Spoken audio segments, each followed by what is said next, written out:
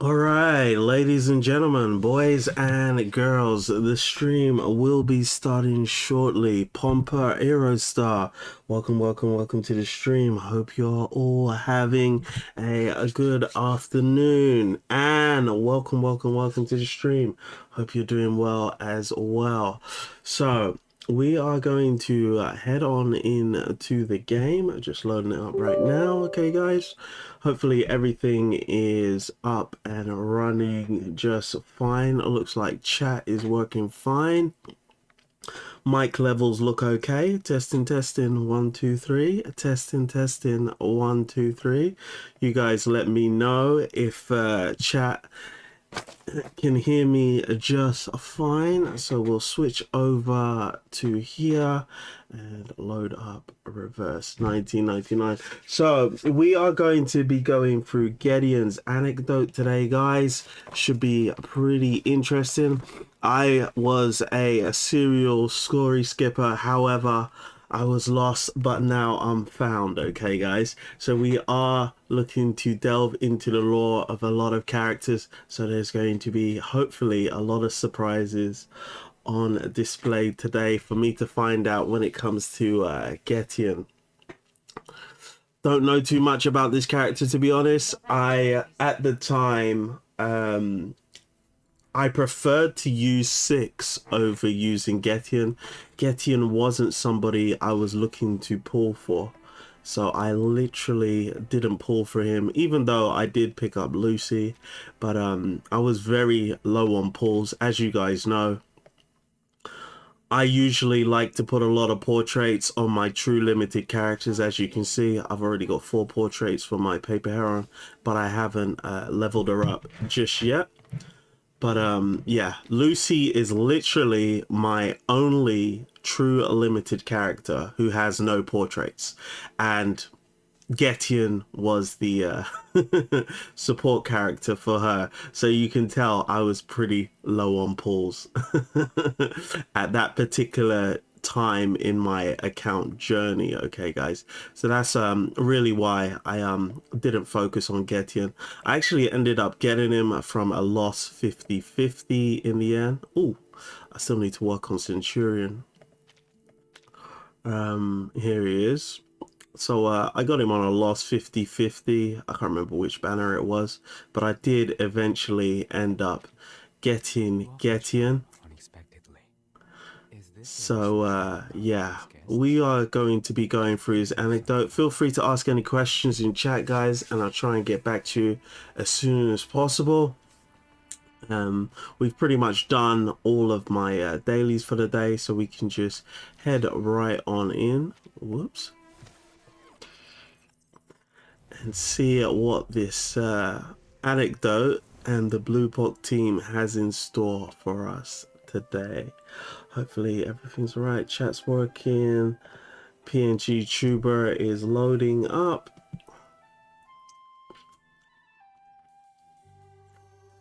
And basically, guys, I have put a QR code down in the bottom right hand corner, and that's going to take you straight to the video where you can figure out quickly how to get the second ending and how also to get the first ending for this anecdote. Okay, guys, so a song once heard, Getian's a new anecdote, and we'll be able to get some HF polarization, not gluttony, what do they call this one again? Greed, some greed, and the Getian's a Psycube.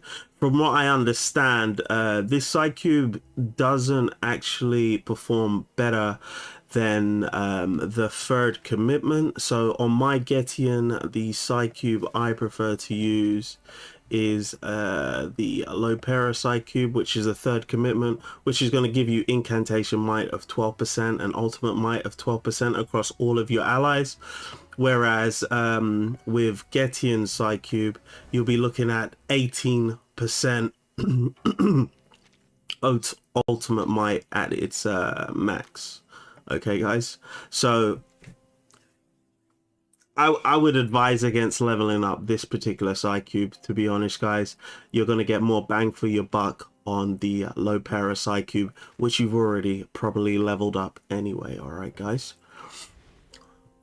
So, a song once heard, a story told by candlelight. 818.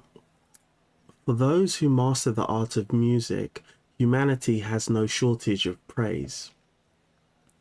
One especially exaggerated claim goes as follows. When the most skillful musician performs, even phoenixes will land gracefully upon his shoulder. Fragments of quiet conversation are swallowed by the darkness. Half, welcome to the stream. How we doing, buddy? They swap these things to be a text dump. Definitely hard to go through. Fair enough. Yeah, I think that I understand why they did it. I know that Reverse 1999 is pretty much a visual novel with mini games and a battle tacked on, but a lot of us, especially me, we literally focus on the gameplay aspects and the minigame access. You know, that's what we enjoy. Like, I've been a serial story from day one, pretty much. It's only lately that I've been getting involved with the lore and the story because I've been pushed by you guys, really. And I think that probably they were looking at the data and they were like, do we really want to continue to invest this much into, you know, designing all of these anecdotes and nobody's really reading them? Because you got to just think about the amount of man hours that are put into creating these anecdotes. And they wasn't even voice acting them as well. So it really, you know, brought down the experience. I belong in Elizabeth's basement. welcome to the street. Yo, I think you guys are trolling me now. Are you guys trolling me now? Like, this is ridiculous. I love Elizabeth. Like, everyone seems to be, you know, promoting Elizabeth all of a sudden. Like, I didn't get to go back to Pompa Aerostar on the Discord, but it looks like they're going to be posting some cosplays for Elizabeth as well. It looks like, you know, the Elizabeth and Andrew Nala fanboys are going to have to go to war very soon because it looks like there's going to be a flood of content on the Discord server as it pertains to Elizabeth. So I'm sure Health is happy to get some reinforcements. By the way, seems like you're getting invaded by the Hizib army. Yeah. Do you know what? I'm gonna have to rally the troops. Andrew Nala needs some reinforcements. Fortunately, there is still a single candle. Tap to light the candle. All right, so the candle's been lit, and he's questioning it. Under its dim glow, the storyteller's face slowly comes into view. In every way, he is an ordinary young man, the flickering flames reflected in his eyes. There are far too many humans like him in this world. Some grow accustomed to lies, others hold loyalty as their creed. At times, they prize their own lives above all else. At others, they sacrifice them for reasons unknown to anyone. Assuming there's more than wait, hold on. I am rock hard to paper Heron.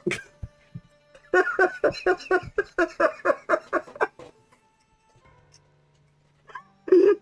a wild name. There's a wild name. welcome to the stream, rock hard paper Heron. What's up? Assuming there's more than one Nala fanboy in here. Do you know what? I think I'm severely outnumbered right now. Oh man. Truly inscrutable. Musician. Once upon a time, there was an incredibly gifted Gutian player. Do you know what? I do not know how to pronounce that. 1 second, guys. I gotta Google that one. Is it Gutian?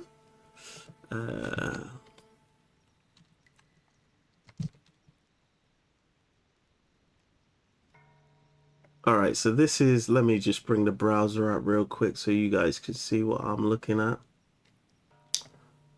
Let's just drag this over here. Yeah.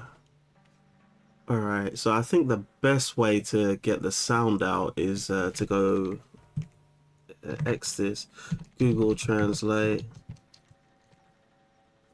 and then just type that in.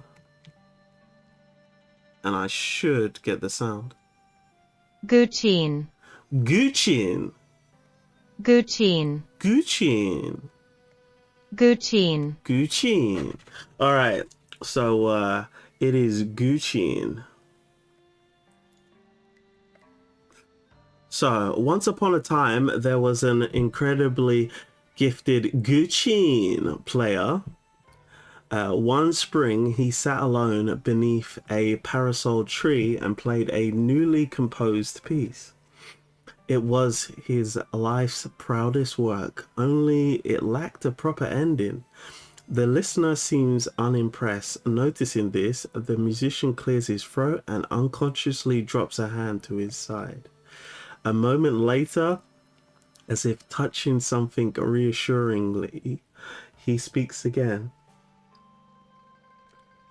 Felician, oh my god. welcome to the stream. Wow, not even Broom, strictly focused on Felician. Hello too. Dude probably doesn't even know who Felician is at Pompa. Calm down.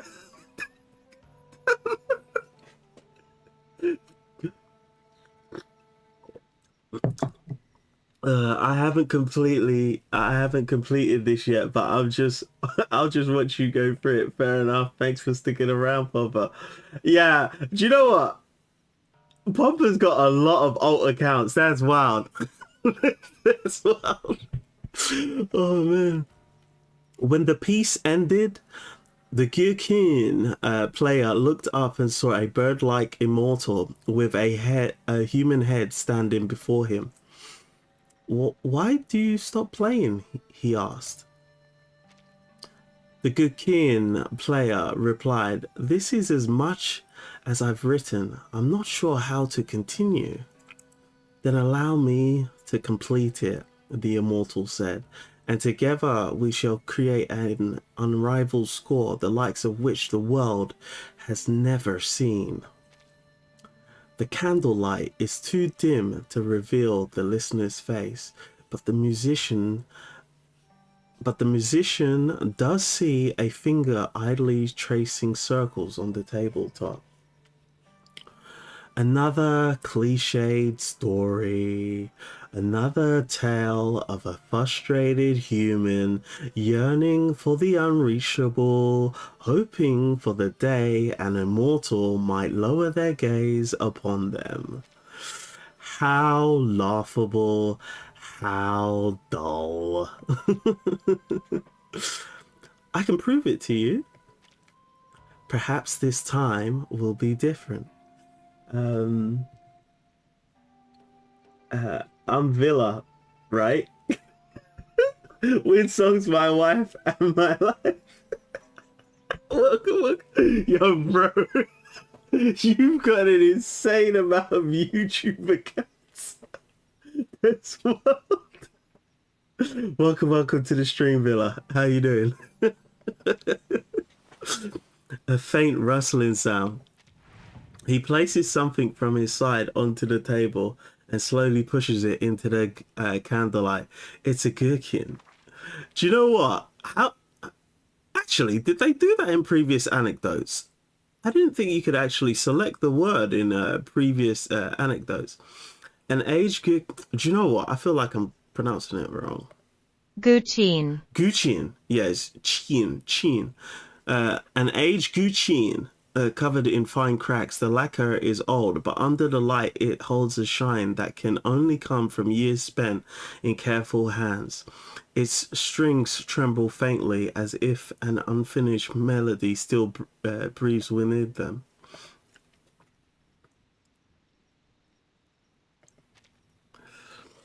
The musician then slides over a small knife.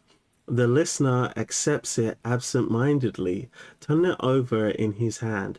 A rather fine Getian maker knife with a plain, sharp blade.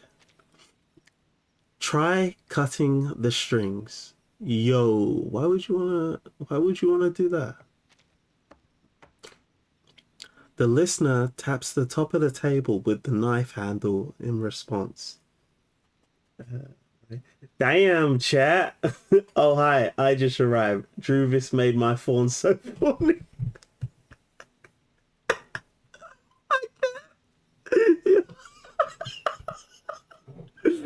Yo, when it comes to Druvis, you gotta like the barefoot look, though. Like, is it the bare feet that got your thorn so thorny? This is crazy. Yes, they did this. Nothing new. What is chat even is about? Oh my days. The listener taps the top of the... Yeah, we did that. He extends his hand. The blade pauses on the strings. A flick. Then a slash.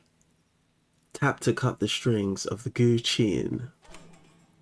Oh wow, we absolutely destroyed the Getian. Utterly unexpected.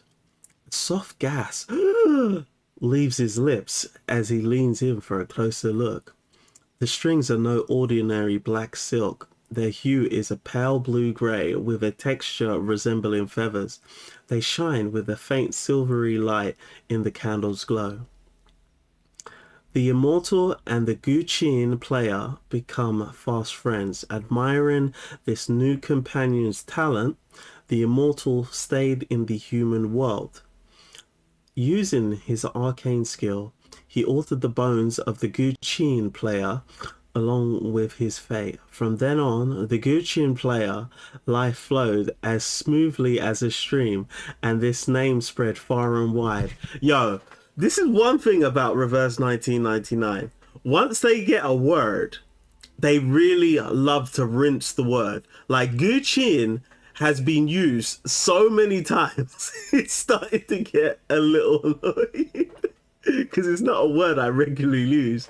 But I guess they're like drumming it into your head to learn this word Getian, as they know that most people do not know this word properly. I think the last time I had this experience was in version 2.8, when every like single other word, everyone was just talking about Sonetto's glass feather. It was glass feather this and glass feather that every single time. Our 1999 players getting wild lately. Miss Arcana, please leave me. No mercy. Yeah, I noticed it. Yeah, they do that a lot. They get one word that they just love to spam, and they spam the word for literally no reason. Like, the narrative can continue without it. I remember when I was doing version 2.8, I was like, oh my days, how many more times are they going to make me read the word glass feather? But now, I know the word glass feather. I'll never forget it. Altering one's fate through the changing of bones, the listener straightens up. Ugh. Straighten up in our chair. He has heard such outlandish rumors before. Perhaps there is some truth behind them, after all. Here, before your very eyes, are strings fashioned from the feathers of the immortal. The listener waves for him to continue. The divine bird descends from a mountain, a gifted human, a reshaping of destiny. It's a good story. This musician might just be the one he's been looking for. Is he good enough? Can his talents capture the attention of a divine bird? By the way, guys, is the background music for the gameplay, is that coming through okay? As after the previous collab stream, you know, it was raised that my mic wasn't loud enough, so I've lifted the mic. However, I'm not too sure if the background music is okay, so do let me know if that's coming through okay as well, as I fiddled with a few of my sats in it. I think it's all right, but I just want to make sure that on your ends it's okay. All right. Under his audience's curious scrutiny, the musician takes a deep breath. This is not the first time he was told the legend of the Memang? Yo, Memang? Memang? I've never seen that word before.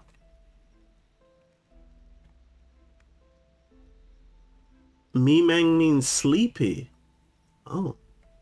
Memang. Oh, Memang. Memang. Memang. And it will likely not be the last.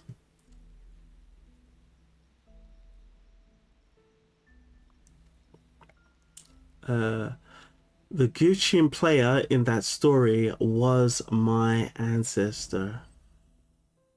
Welcome in. To continue. Game music barely audible. Did you put it back from 15% in game? Hold on 1 second. Likely old friends. So we will, all right, I'll lift it up to 25. Lift this up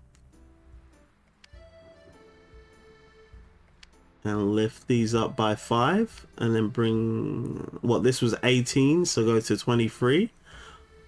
Let me know if that is better. Papa Aerostar, welcome in.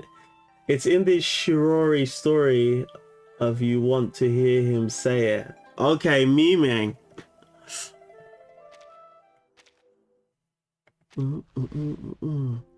All right, like old friends. By the way, welcome to the stream, Sir Van Steen. Hope you're doing well.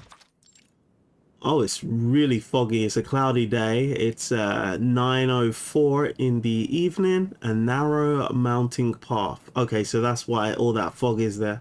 We're on a narrow mountain path at the moment. Yes, it's fine. All right, that's good then, Health.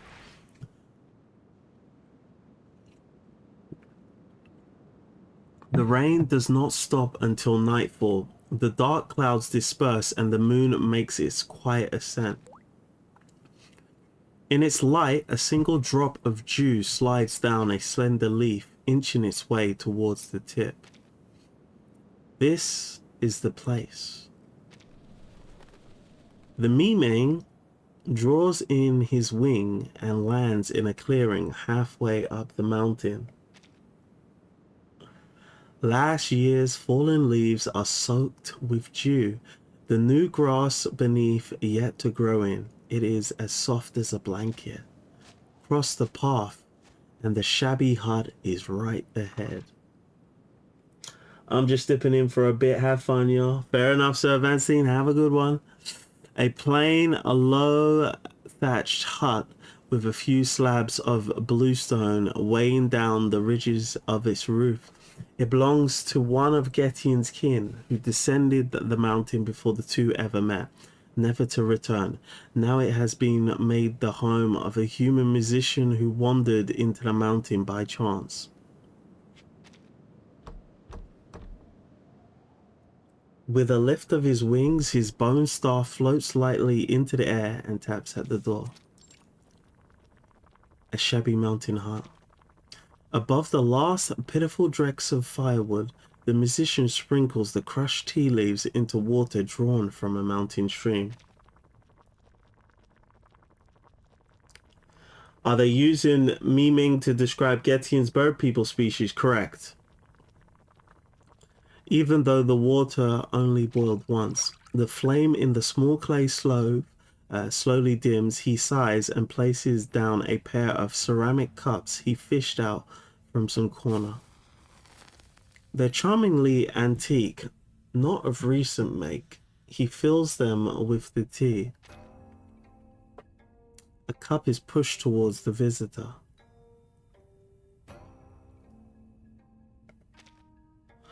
Thank you. Thank you. Yo, this guy's bougie. Yo, Getian is bougie. He's bougie. He's a musician. He's a wandering traveler. And he likes to you know, drink fine tea. Oh, the Miming does not drink tea, yet still extends a wing to pull the cup closer. On a chilly spring night, the touch of warm water has a way of settling the heart. The aroma of this tea seems different from before. The musician moves the tea set aside and sits down across from Getian. Probably should have highlighted that thing instead of some shabby hut. Fair enough.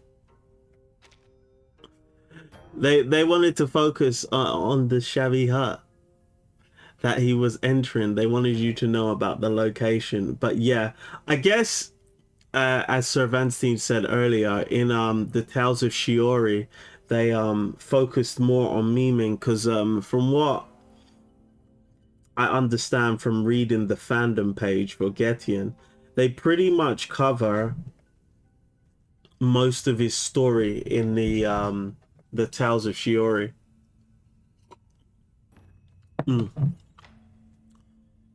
So though you live in, so I'm guessing this is more of a like a side quest as opposed to an explanation of how he came to be. Although you live in the mountains, you seem far more familiar with the lands below than I expected. I take a little interest in what goes on down below. I have indeed heard a thing or two. Do you know what, guys? Let me bring my guide up so that I can just make sure we're getting the second ending whilst we're doing this as well. Let's kill two birds with one stone. Pun intended.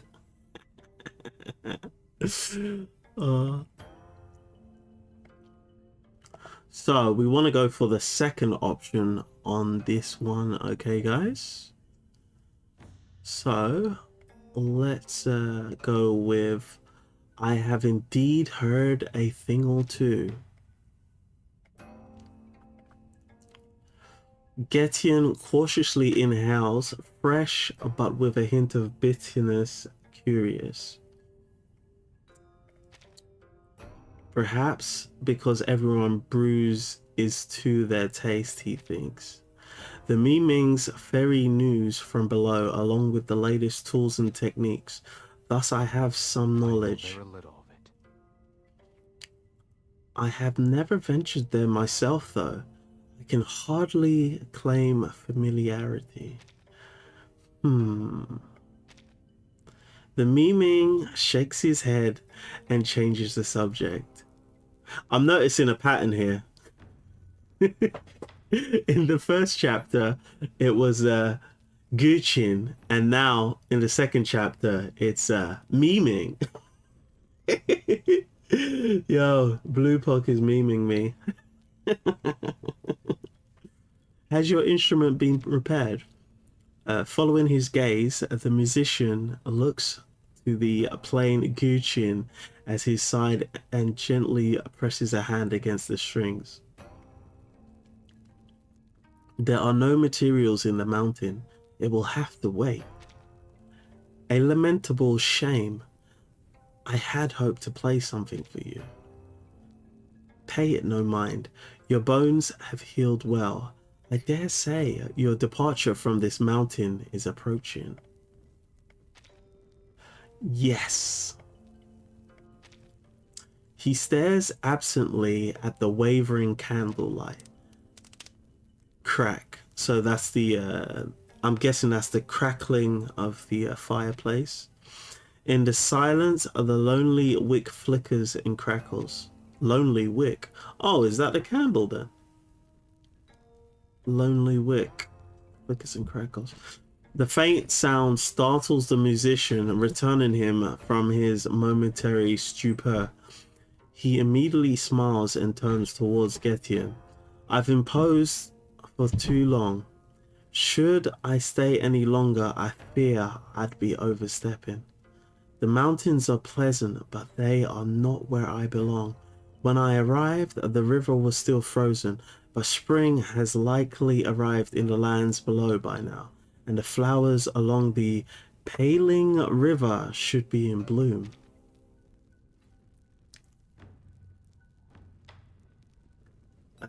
What are you guys saying?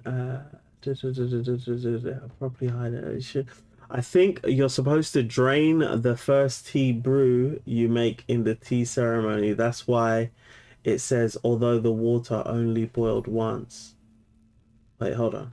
I think you're supposed to drain the first tea to make in the tea ceremony. Okay, so yeah, that's not the one you drink. That's the one you just throw out as it hasn't had time to brew properly. All right, fair enough.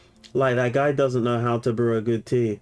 That's how I'm reading it, at least. All right, fair enough. I didn't catch that. That's a little bit of context there. I would not have covered myself. If I leave now and catch the east wind along the river, I might still make it back before summer. Perhaps even in time to ask a woodcutter for a fine piece of parasol wood.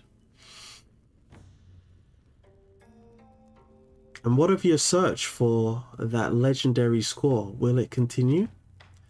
The musician shakes his head. This candlelight is far too dim. Would you mind brightening it a little?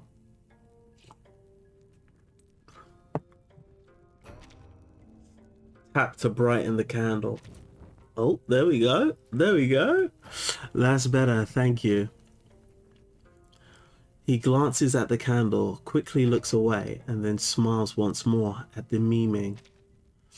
The score, ah yes. That was why I came into the mountains. The day you saved me, I watched the sky grow darker and darker, heard the howling of the wolves surround me. With a broken leg and my instrument clutched in my hand, all I could do was sit beneath a tree. Well, he made it through the night. Even then, my thoughts were fixed on that legendary score.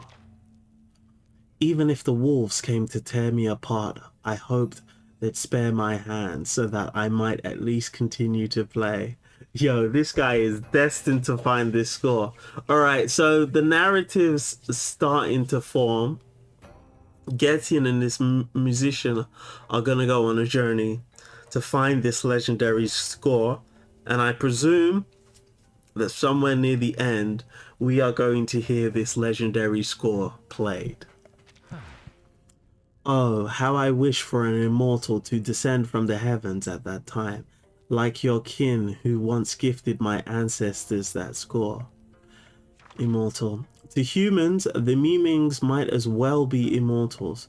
Arcanists with human faces and bird bodies. They dwell deep in the mountains no ordinary mortal can reach, blessed with long lives.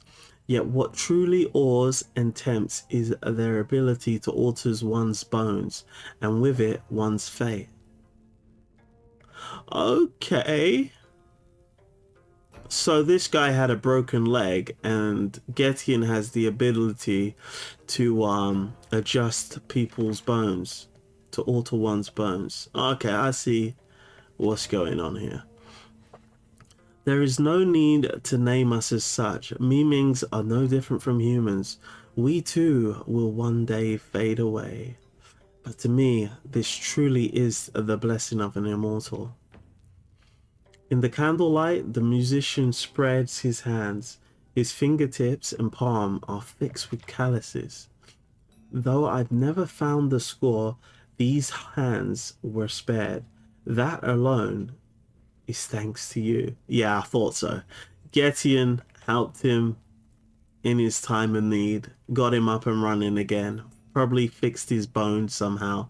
So he just luckily was sitting under a tree, and Getian happened to pass him by and fix him up. Medic! I need a medic! And then Getian turned up. The maiming gives an uneasy shake of his feathers. Fine. Call it what you will. The musician smiles at Getian.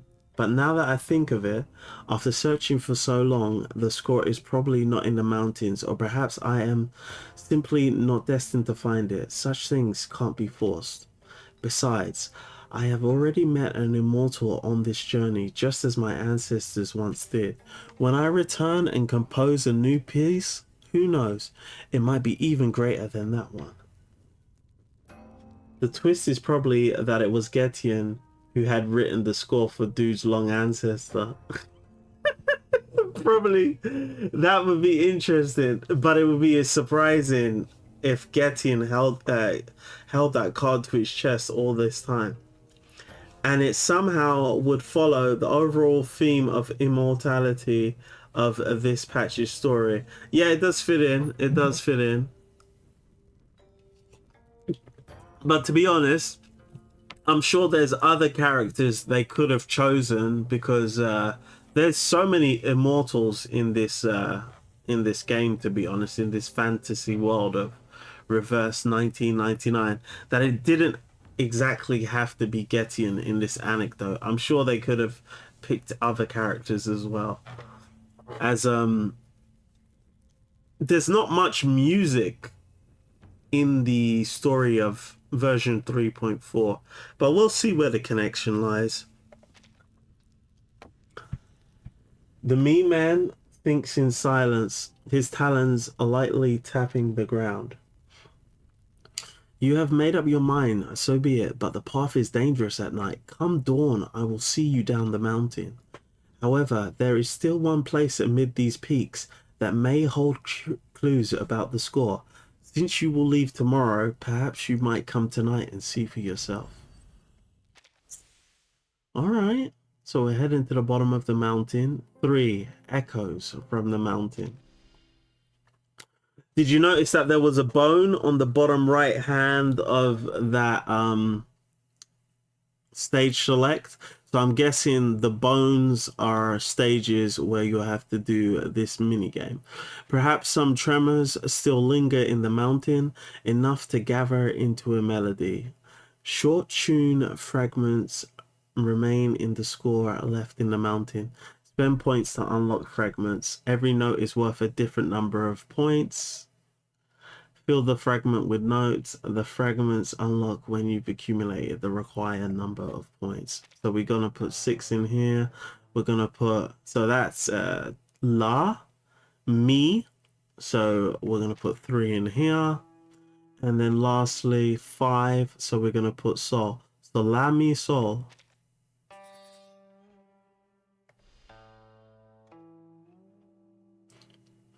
So that's the Getian playing La Mi Sol. Alright, not too bad. And that's it, it's totally done. that's your stage. Footsteps in the snow. A narrow mounting path. 10:19 p.m. A narrow mountain path. Footsteps in the snow. On this early spring night, in which the ice and snow have already melted, but new greenery has yet to grow, it is quiet and lonely.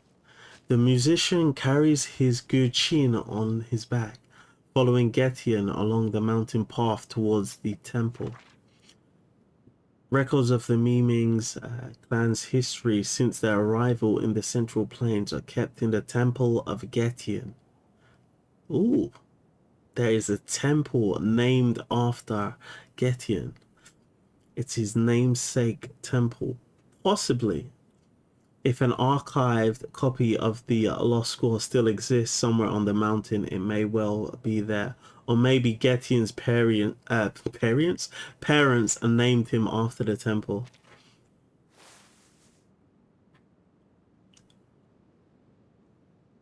I don't even remember Jew's story patch, to be honest. It was so long ago. I think they accused Getian for turning people to horses. Then he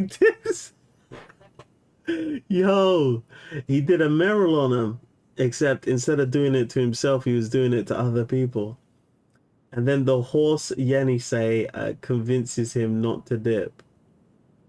Kind of had that feel, hey, that bird person is a bad guy. Nah, he isn't. What a twist. Then name day recruits him.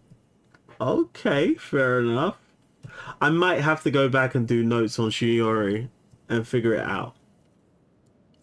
I'm gonna have to do that one day because I've been such a story skipper.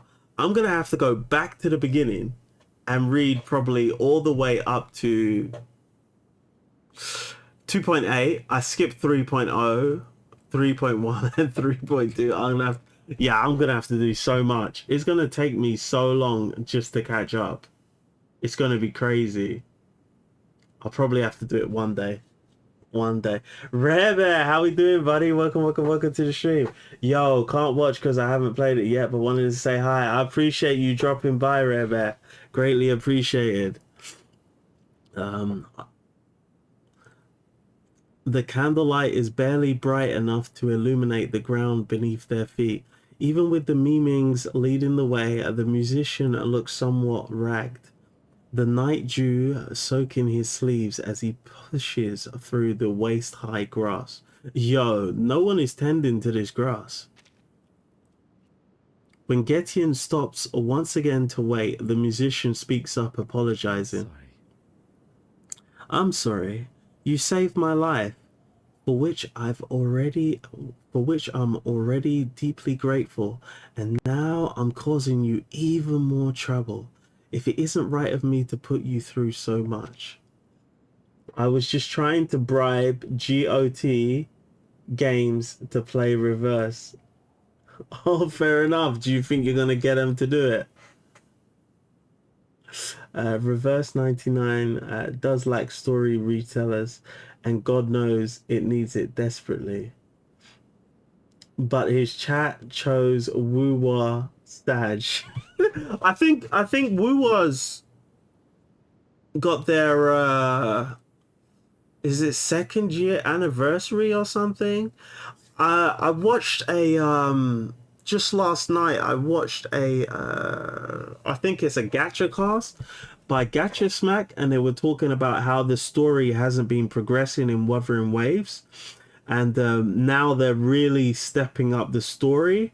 I didn't get too in depth on it as I don't play Wuthering Waves anymore, and I don't know much about the lore, but they were deep diving into the lore on what's going on with Woo-Wah and how the story has pretty much been nothing burgers because there isn't much interactions between all the factions, is pretty much what I picked up from what Genazad and all the other people on the stream were talking about. And now the story is actually picking up for the second year anniversary from what I understand. So yeah, I totally understand why he's focusing on Woo-Wah. He's probably pretty hype at the moment. I mean, Woo-Wah is cool. I just started it as well. Yeah, second anniversary. Yeah, I was actually thinking of reinstalling it, but obviously one thing at a time. I'm going to install NTE first, and I'll probably do a stream probably next week of me just starting that game and seeing what it's about, because it looks pretty fun. And then, you know, if I get fed up with it, I'll probably hop onto Woo-Wah a little later and have my I'm back to Woo-Wah after 1 year stream.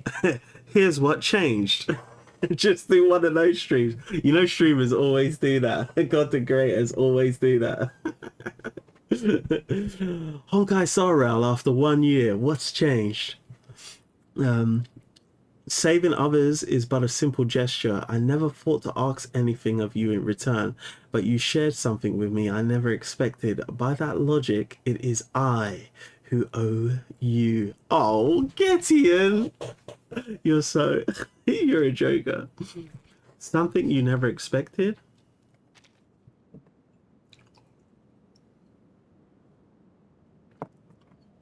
The musician ponders for a moment, then taps his head in realization. Oh, your kin dealt with my ancestor. After all these years, you still remember him? I suppose you were close. No. Not really. I was the guy who interacted with your ancestor. Do you know what? Half might be right. Half actually might be right. Getian might be the one. Wait, hold on a minute. One of my neighbors has got a SUV, and they are terrible at parking. And I can see they're struggling.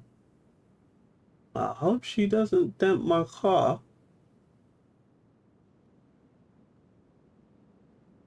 All right, she's in. Yeah. Then at least old acquaintances. Like some drivers, they buy cars that are just way bigger than their driving ability is able for them to adequately control. No, you can't mean you were complete strangers. The memeing gives a slight nod. We never met.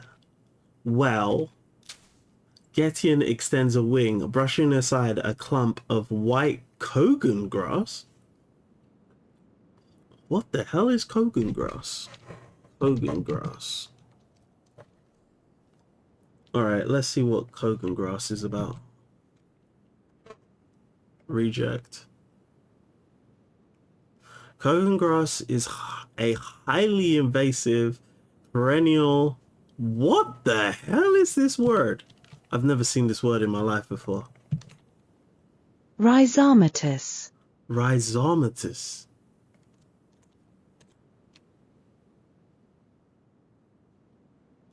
Rhizomatous refers to plants that grow from rhizomes, which are horizontal underground stems capable of producing new shoots and roots. Okay, okay. That sort of ties in with reed and mayfly. I'm seeing the connections now. Okay, pretty interesting.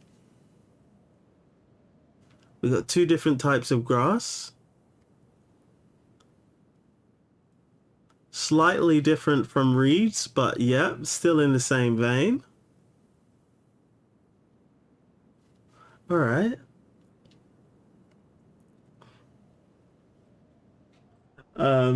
Geez, I got here with ads, lol. But yeah, NT has been fun so far. Have fun. I got to go. Rhizomus. Lol. All right, take it easy, dude. Thanks for stopping by. All right.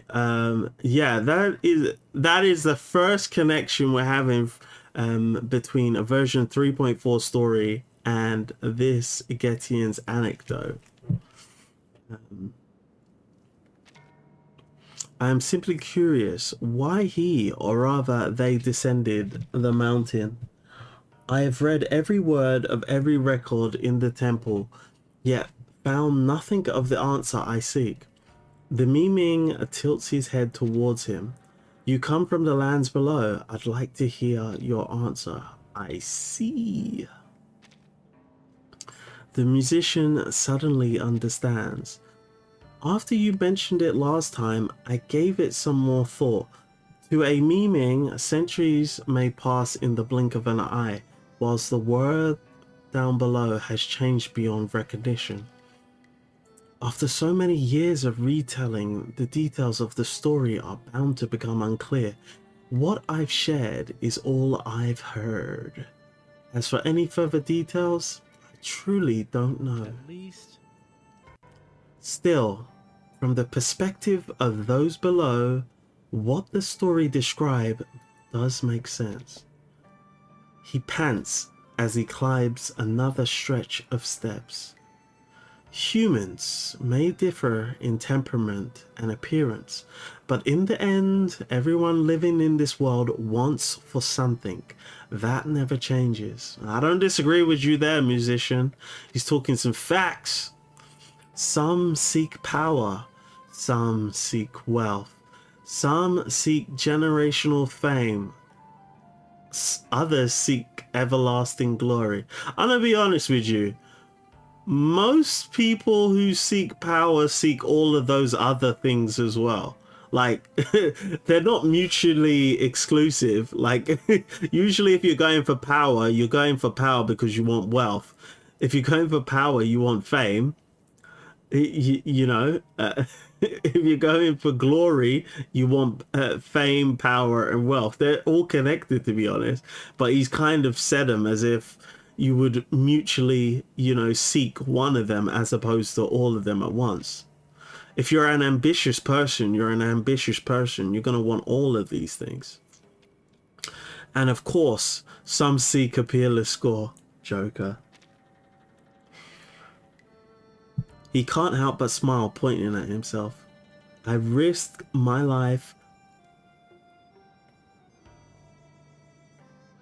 I've risked my life climbing the mountain for it. If your kind truly lingers in the human world for the same reason, that would be understandable. I don't know why my PNG tuber decided to disappear. I remember now. These bird people sit on some mountain all day, and it's like a heresy if they come down to see people. So what? They just be at the top of the mountain, just chilling. And they're like, we will never interact with the humans. We know they exist, but we will imprison ourselves at the top of this mountain such that they rarely see us. I risked my life climbing the mountain for it. If your king truly lingered in the human world for the same reason, that would be understandable. Of course, this is just the superficial view of a mere mortal such as myself. And you, I mean immortals, do they also have things they seek? Getian's keeping his cards close to his chest. He's keeping his cards close to his chest, chat. Oh man. This time, the memeing does not correct his choice of words. Very well. Since you've spoken frankly of your own matters, I shall also be truthful with you about my concerns. The musician lifts his head to look at him. The moonlight casts its silver glow on the meming's face, lost in thought. Ooh, that's a pretty interesting pimp stick. Like well, it's a walking stick, but like humans, memings develop a different disposition over the years. The last meming to descend a mountain in memory. The first meming to descend the mountain in memory. Interesting. We're going to go with option 2, guys, as we are chasing the second ending. So the first meming to descend the mountain in memory. Some were excessively curious. One would bring back all manner of human oddities from the lands below, oddities that would enrapture him day and night.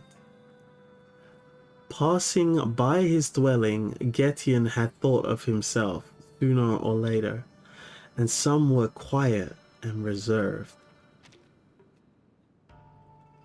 One had a favorite camphor tree. Oh jeez, they're giving me too much knowledge, guys.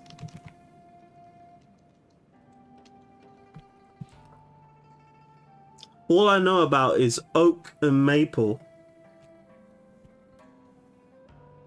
All right, that's a pretty interesting looking tree.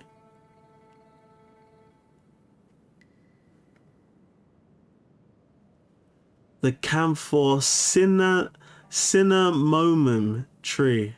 All right. Pretty cool looking tree.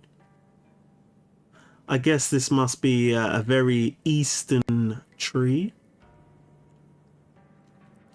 Yeah, those are some long and winding branches. Known as the cinnamomum campahora. Okay, interesting. Native to Japan. Oh, yeah, it makes sense. Getian is probably from Japan, to be honest. Just looking at his design.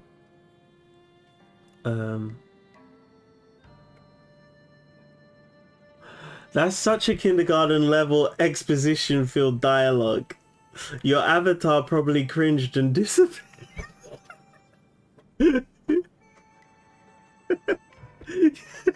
Probably cringed and disappeared. Yeah, if my avatar wants to cringe and disappear, bro would be like this. Bro would be like this. He'd be like, ah, nah, not today, not today. I'm gonna go chill in my room, yeah. I'm gonna chill in my room. The dialogue, it just wasn't too good. But I do like those Japanese trees. It's like as you well aware, we bird people live a long life, and what it feels like right now. He's from China myths. Okay, fair enough.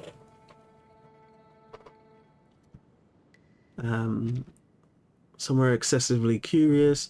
One would bring back all manner of human oddities from the lands below. Oddities that would enrapture him day and night, passing by his dwellings. Getian had thought to himself sooner or later, and some were quiet and reserved. One had a favourite campo tree on moonlit nights. Getian would see him standing silently on the highest branch, wings outstretched. Getian assumed he likely would leave. And some meemings were mischievous and fond of pranks. One such bird loved to laugh. Getian can't recall his face, only his cackling when he startled his kin by suddenly flying up from below a cliff. Let's see what you're saying. That's your real room, yo. Yeah, man. This is the LOC's room. Do you know what? For the collab stream that we were doing, if you notice, if you actually watch back the collab stream, if you ever get a chance, at the beginning when you're doing your introductions, the TV screen that's there is the TV screen here.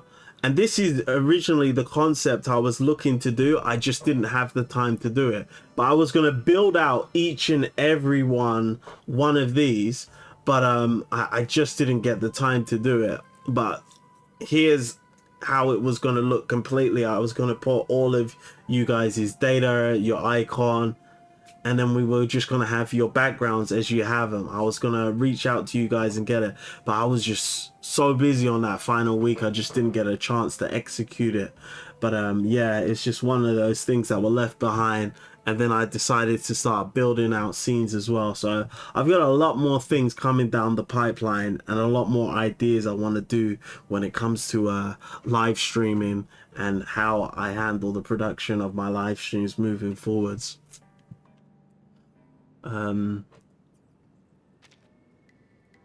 Where was we? And some meemings were mischievous and fond of pranks. One such bird loved to laugh. Getian can't recall his face, only his cackling when he startled his kin by suddenly flying up from below a cliff. Later, they all descended the mountains, never to return. Ooh, they became one with the humans.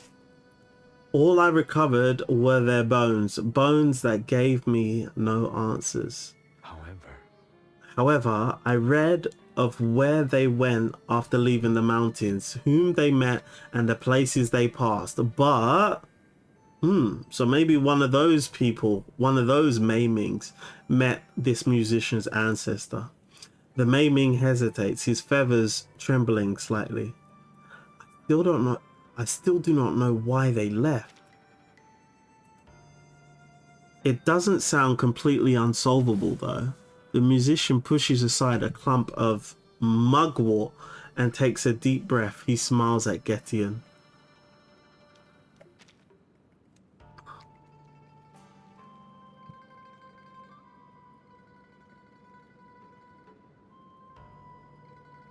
Life, the mountains may be peaceful, but your kin must have longed for something important deep in their hearts. Important enough to give up their longevity. Yeah, that's wild. Why did they leave the mountain to go and live among the humans? And what is so important about the mountain that once you leave it, your longevity goes away? Maybe it's got something to do with the temple. Maybe it's got something to do with the temple. I'm not entirely sure. Hopefully we get some answers on that. Like, why exactly does leaving the mountain cause one, well, the Memings to lose their immortality? And by the way, a mugwort, in case you're wondering, it is a herb. Longevity for those below the mountain, it is often a pursuit, but to your kind, it's merely a bargaining chip to be exchanged. In the lands below, some work to preserve life through any means, no matter how shameful, yet there are also those willing to sacrifice themselves for something greater. As for what that something is, the musician thinks it over again and again, then shakes his head. I'm not sure that. I'm not sure that. Well, I am but a human from below. I can't possibly grasp how the Maimings in the mountains think. He adjusts the Getian on his back. The instrument is nearly too heavy for him to carry. Well, you know, he was recently injured. Fortunately, the temple is just up ahead, and his injury was a leg injury, and he's climbing up a mountain, and more specifically, upstairs right now. So, footsteps in the snow, echo in the mountain. We got a bone there, so we know this is a challenge stage. Let's just check on the chat and see what's going on. So, like all the birds dipped, left Getian, died somewhere, and now he tries to connect with his own people. What am I fighting for?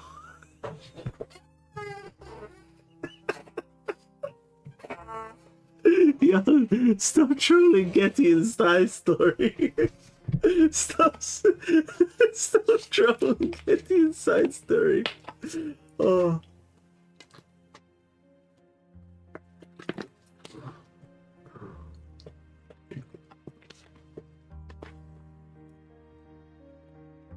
Was it a recent injury? I didn't read it like that. Maybe I've read it wrong, but I assumed it was a recent injury. I didn't think they were traveling for that long. I thought it was over the past few days. Like 2 guys just hanging out on the mountain. Seems like back in those days, they didn't have mobile phones and stuff like that. Like, if they went their separate ways, they went their separate ways. Like that, it's not like Getian's at the top of the mountain dropping the musician a call like, "Hey, bro, do you wanna, you know, come see the temple with me today?" What you like? Did Getian send like a horse with a message or something? Like, how would they know to meet each other, or did they just randomly run into each other again? It just wouldn't make sense to me that they just randomly ran into each other again. I guess it could happen, but I thought this is all one sequence of events. That's how I'm reading it. Echoes from the mountain. Some fragments contain existing notes. Existing notes cannot be removed, but they count towards the points. So we got 6 here. So La again on the first note. And then we've got Do already, and then we want Re. So La, Do, Re. And then lastly, we need Re again. So La, Do, Re, Re.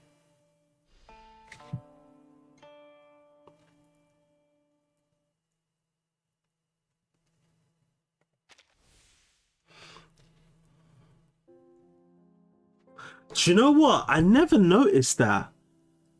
they've actually got the markers on the stages where you can get the second ending. And wait, hold on a minute. Let's just double check something.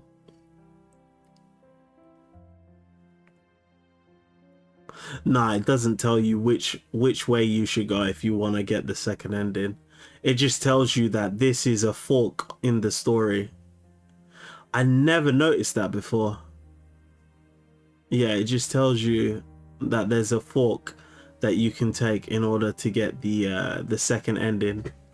So on this particular stage, we're going to be doing option 1. All right, guys. And afterwards, the next option will be on level 9, and it'll be 1 and 1 again. All right. I read it like that dude was a mountain hermit for a long time, and at some point Getian saved him from wolves. Yeah, exactly.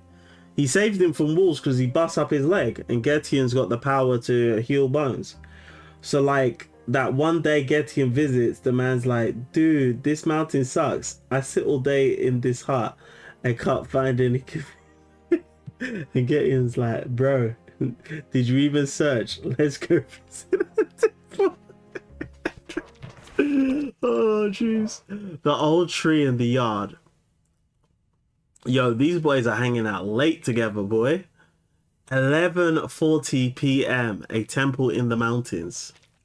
They're going to the temple real late. This is wild. This is almost midnight.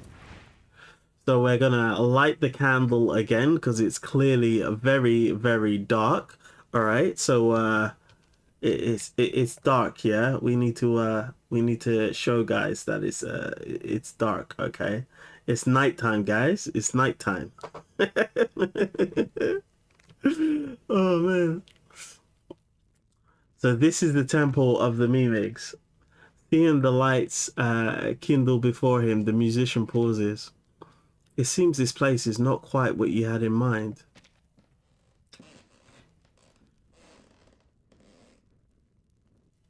Did you hear that? There was some steps. There was a step sound effect as they were just walking up creaking wood. The musician carefully steps around the layers of paper hung like drapes, almost tripping on the scattered rolls strewn about the ground. Well, I must say, this is nothing like anything I've seen before. He notices a bone beneath the papers and is unable to hold back his questions. This is the remains of your kin? Ugh. Dude's just living with skeletons. The Mimings steps further into the temple, not looking back. Correct. Ew, these Mimings are weird, actually. Why are you just chilling out with skeletons, man? That's just weird. Not even ancient humans were about that life, man. Just hanging out with skeletons? Skeletal remains? That's kind of crazy. That's kind of crazy. I'm not gonna lie, Getian. That's kind of wild. Oh, it's not some random mountain. It's the same mountain where birds people used to chill all day. Exactly. Mina, how we doing? Welcome to the stream. Glad to have you. Hello, man. We're just going through the Getian anecdote right now. We finally reached the temple. Is this a custom of the mountains? Handling them this way feels somewhat irreverent. So this is the temple of Getian, I presume, and not some other temple. The Miming's voice comes from ahead.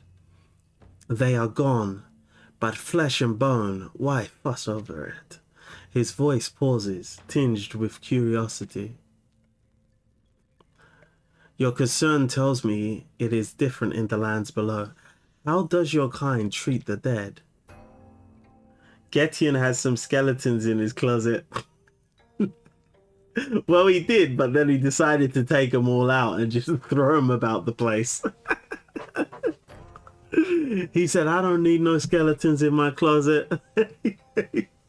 he just threw them around the whole place. These memings seem to be hoarders. Well, we also have temples. In them, we gather the remains of the deceased, assess their deeds in life, and enshrine them. How do you assess one's deeds? The musician freezes again, unsure of how to answer. How do we assess deeds? By whether they benefited others or whether they served only their own aspirations. But can anyone but oneself truly know the nature of one's aspirations? How could others possibly judge such a thing? Exactly. Most people, it's like what Adam Smith says. If you've read A Wealth of Nation, where he talks about capitalism, he talks about the invisible hand and how one is guided by pursuing their own personal fortunes. Okay, that's how the system of capitalism works. As I focus on the best way for me to make profit, it should in turn help others. We are seeing that doesn't really work in the modern day, but in the beginning, that was the philosophy behind it. And when they're saying here, oh, a person has done good deeds because they benefited others, it just happens to be a side effect that in those days, when you wanted to be a profitable person, you had to benefit others. Whereas nowadays, you can just start up an online business, make millions, and obviously you are benefiting others, but you don't actually have to be in proximity to those people. Those people can be all over the world, and your impact within your local village or community might never be felt. So yeah, it's a rather interesting concept how they would assess one's deeds nowadays, because you could have a big shot in a village and they're just making millions across the world, but you know, they might not even do nothing in their city. They might just be like, yo, I'm doing my thing, yo, you better get your paper too. But which is literally what a lot of people with cash are doing nowadays, and that's why things are the way they are, because people aren't so concerned about what's going on around them and what the impact of their nature is on those around them. They're just focused on, you know, individualism. I think that we need to move towards more collective societies. But can anyone but oneself truly know the nature of one's aspirations?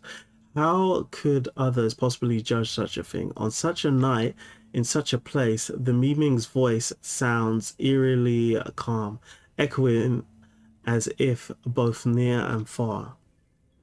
This is precisely what troubles me. By your account, those who descended into the mountain must have chosen to pursue their own aspirations. But how were they to confirm the purpose of their lives? On what basis? Basis? Now I really don't understand what you mean. Getian walks back a few steps, gesturing for his companion to look in his direction.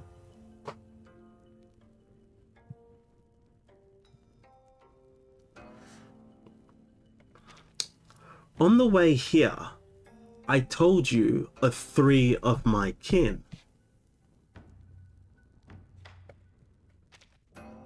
There's a scattered pile of bones. Getian picks one up. For perfecting principles, and then a second one for humans, joy and sorrow,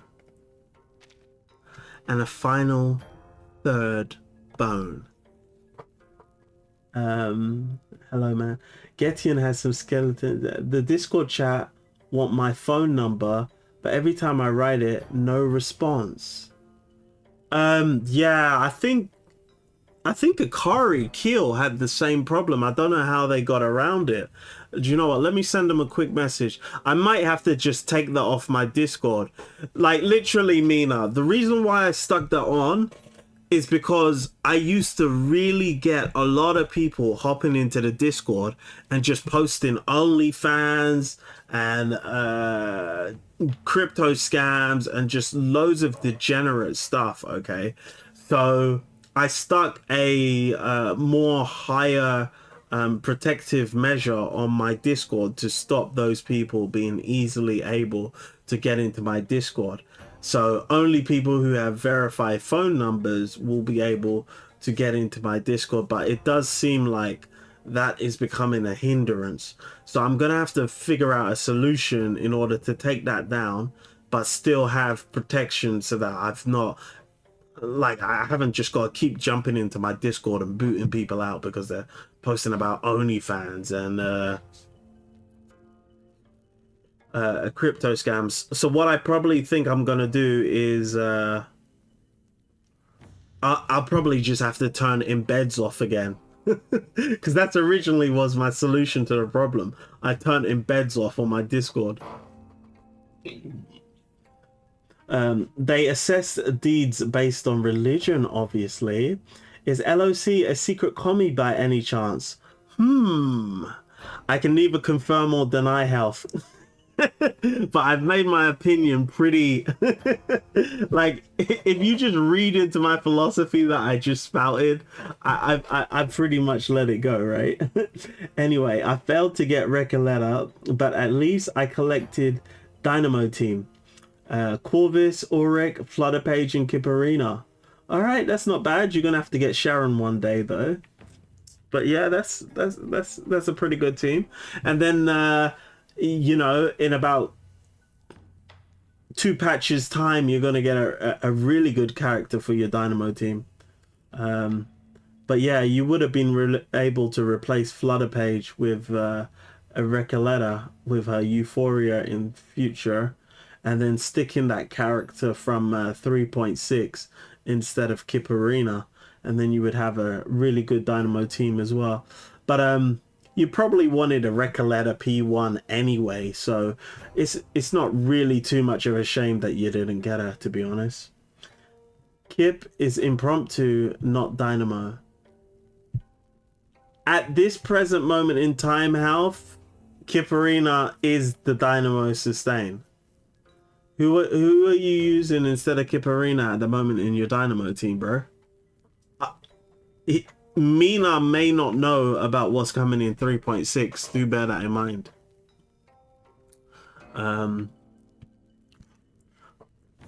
For perfecting principles, and then a second one for human joy and sorrow, and a final third bone. For the injustice of the world, the memeing gazes at them in thought. Remarkable aspirations indeed, nothing like those of ordinary mortals, the musician murmurs. Ezra is technically a get that? Come on, who is using Ezra in their Dynamo Team? Even myself, right? I've got the Ezra Euphoria. I never use Ezra. He's pants. He's absolutely pants. The last time I used Ezra, okay, the last time I used Ezra, guys, is when I was doing 1000M. When I was doing 500 to 1000M. And the only reason I used Ezra is because I needed Kipperina in my impromptu team. However, if I have an opportunity to not use Ezra, I do not use Ezra. The only time I will ever use Ezra is when I'm out of characters. So can you make me active again in the chat? I can give you my phone number for this. No, I don't need your phone number, Mina. This is an actual Discord. Do you know what? Hold on, Mina. 1 second. Let me see if I can take it down. 1 second. So you're not even in the chat anymore. Let me see, Mina. What was your name? What was your name on the Discord? I can't find you under Mina. What's your name on Discord? I'll try and figure out what's happened. Mina Mossad. Okay. I think I found you. All right, Mina Mossad. Yeah, you seem to be in the chat. I don't see what's wrong. The last time you sent a message was the 13th of the 4th. Try and send a message. Try and send a message in the chat right now. I'm gonna send you a message, and just send a message in the public chat.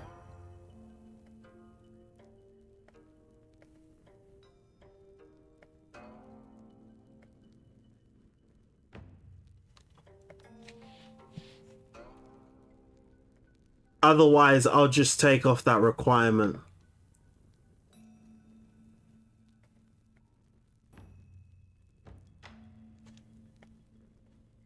All right. Remarkable aspirations indeed. Nothing like that. Perhaps, but now that is all but a moment from the past, and they have returned here, silent and still. If they had foreseen such an ending, would they still have made the same choice? You said you were willing to die for a score. To me, that notion is no different from that of my king. I am curious how you came to your choice. So that's how you see it. To give everything for one's purpose in life is indeed a difficult thing to choose, and yet to have the choice itself may be a blessing. In the mortal world, countless people live without freedom of choice. 1 second, guys.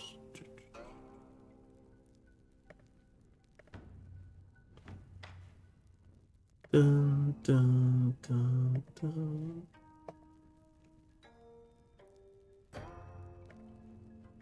All right, Mina, I have punched I've punched the location in a DM to you of where you should send a message. Send a message there, and let's see if we can get you in public chat. All right, and let me know how you get on. But from what I can see, you're not blocked or anything. There's no timeouts on you or anything. And the reason why people getting timed out on the Discord server, I've literally taken that off now, so nobody should be getting timed out for silly little things anymore. I know Health in the past has got timed out quite a lot because it was very sensitive, but I've completely switched that bot off.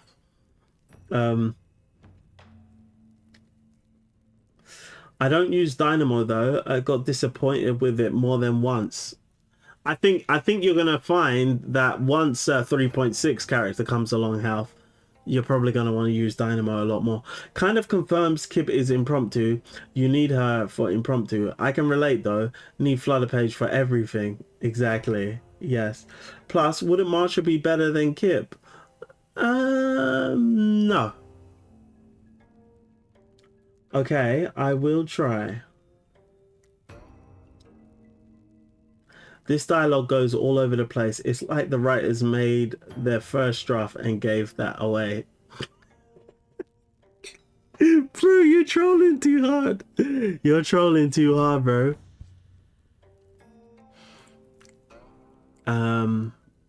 Where was we?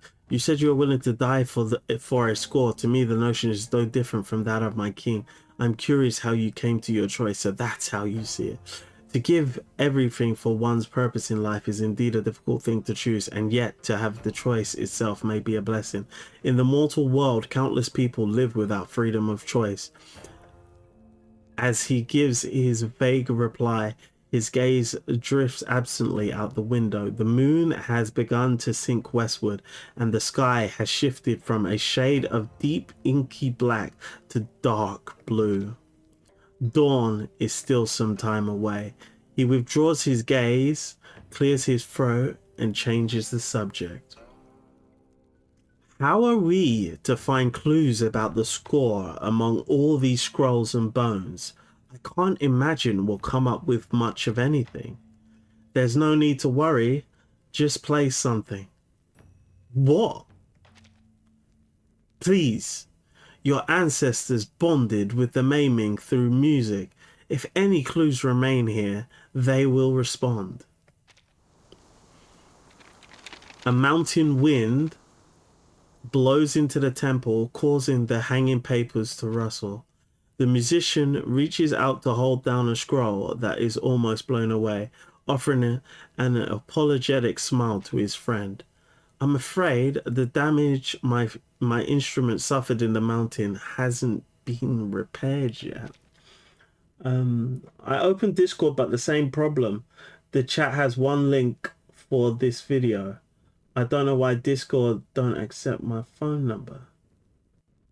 I opened Discord, but the same problem. The chat has one link for this video. Interesting. That's weird. Why, when you go to the Discord, does it have a link to this video when you don't receive any messages from me? You don't receive DMs from me.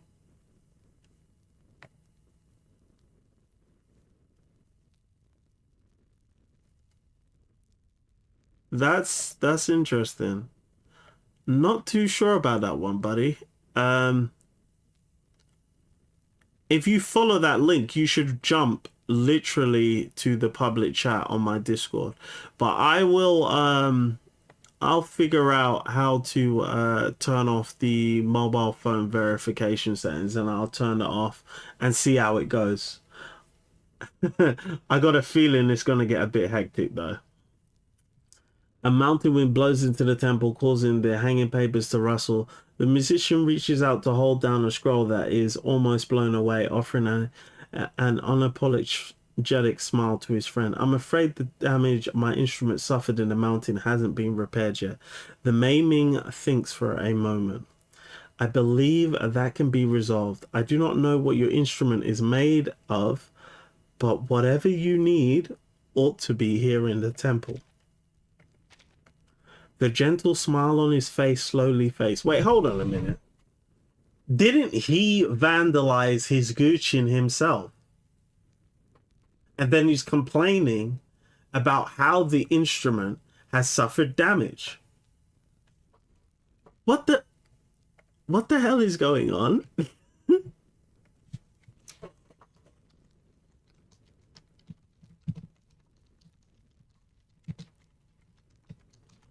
This is crazy.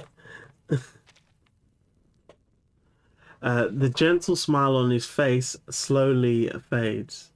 All right, so we're going for the second ending, guys. So we're going to go with the first option, which is wait quietly, okay? Offer to repair the Getian. That was his ancestor. Aha, okay. Okay, I totally missed that part out there. Wait quietly.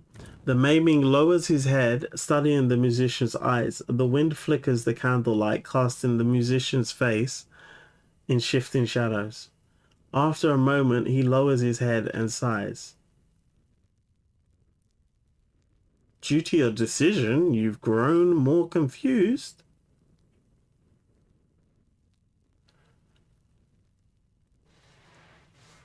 Well, yeah, it does seem a bit weird when he asks for help to repair his Getian. That I waited quietly instead of just offering to repair. That does seem weird.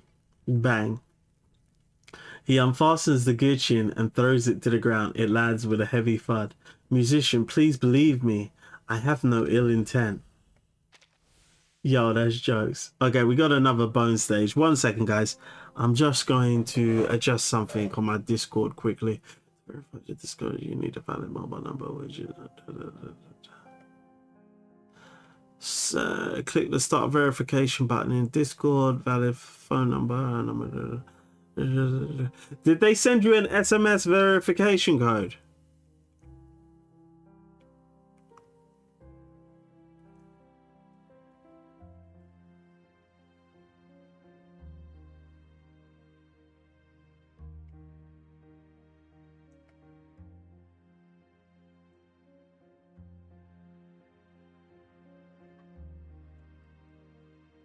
Honestly, Mina, this looks like the solution to the problem.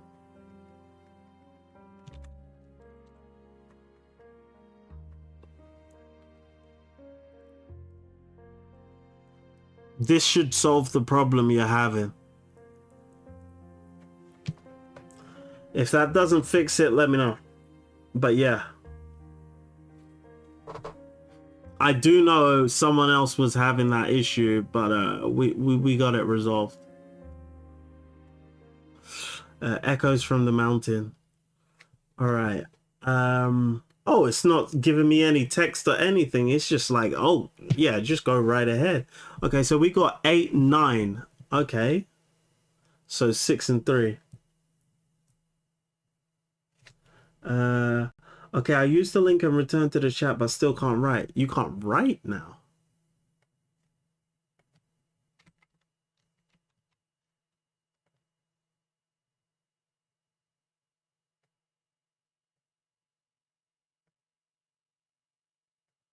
That is pretty wild, dude.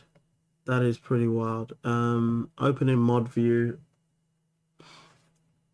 Yeah,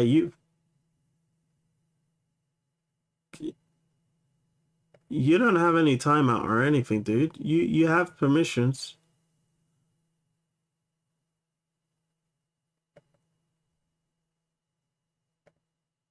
There shouldn't be any problems. I don't know. If you're in the server, you're in the server. That means you don't have issues with the verification. But we're gonna go with La for 6, and then we're gonna go with the 3, which is me. So La, me, followed up by me, and then we've got 6 there. So we're gonna go with La again. So La, me, La, and then we're gonna go Do, La, me, La, Do, me, and then we're lastly gonna go with Re. So La, me, La, Do, mi, Re. All right, that sounded okay.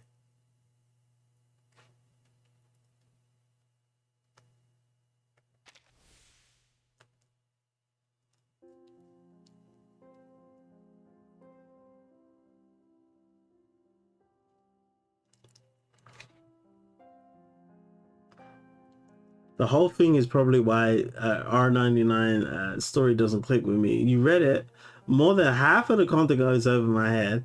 There's something in this type of writing where you have to sweat to follow the plot thread. I'm not gonna lie. If they had images, and then you could clearly see this ancestor and this is this descendant, you'd be able to tell just at a glance that the story is talking about 2 different people, and this is 2 different storylines going on. However, in this instance, they're not taking advantage of the visuals properly, or they've, at the top of the screen, once you go into a stage, it tells you the time that the event is happening. Why not throw the year that the event is happening as well? That would also help make it easily identifiable for the reader what exactly is going on, so that they don't have to be like full on, you know, making sure that they're giving it 100%. Stage 8, he who has gone astray. So it's 2 a.m. in the morning. This is early, and the sun is up. That is wild. The sun is up at 2 a.m. in the morning. That's crazy, guys. A temple in the mountains, he who has gone astray. In the dim light, the musician, hands clenched, then loosen. I'm not descended from any great master. I am simply the son of a Getian maker. My family made a living this way for generations. But I'm a fraud. But I'm a fraud. Yo, this guy's a joker. But I'm a fraud. I'm not like them. I'm not as good as my ancestors. Oh man, jokes. At times, the musician recalls the desolate gate of his hometown, the scent of bamboo leaves and parasol wood, and similar memories that scatter away like wood shavings.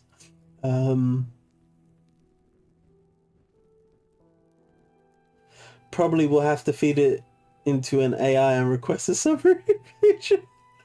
Where are you going to get the script though from? I think you might be able to get it from fandom. It's even an issue in the main story. Some stuff starts to happen and they completely miss the description. Characters standing about when they should be fighting, etc. True. I think I understand the problem. My Discord account is made by my email, not phone number, because it don't accept my phone number. Okay.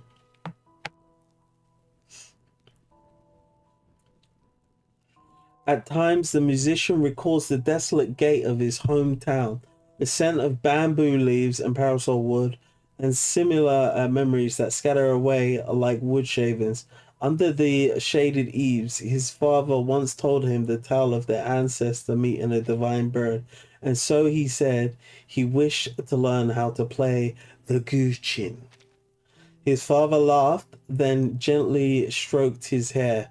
He did indeed have hands suited for the strings. But then they called him Little Phoenix, and he was doted on like a beloved princeling.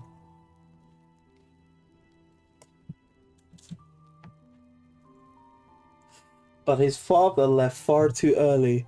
All that truly remained for him were a few absurd stories, ambitions with no clear direction, and a parasol Getian missing its strings. As you can see, I can't really play the instrument. Not properly, at least.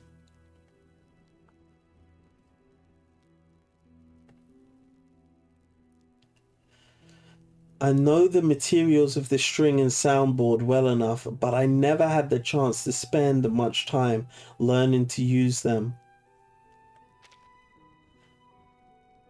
The young fraud took stock of all he owned.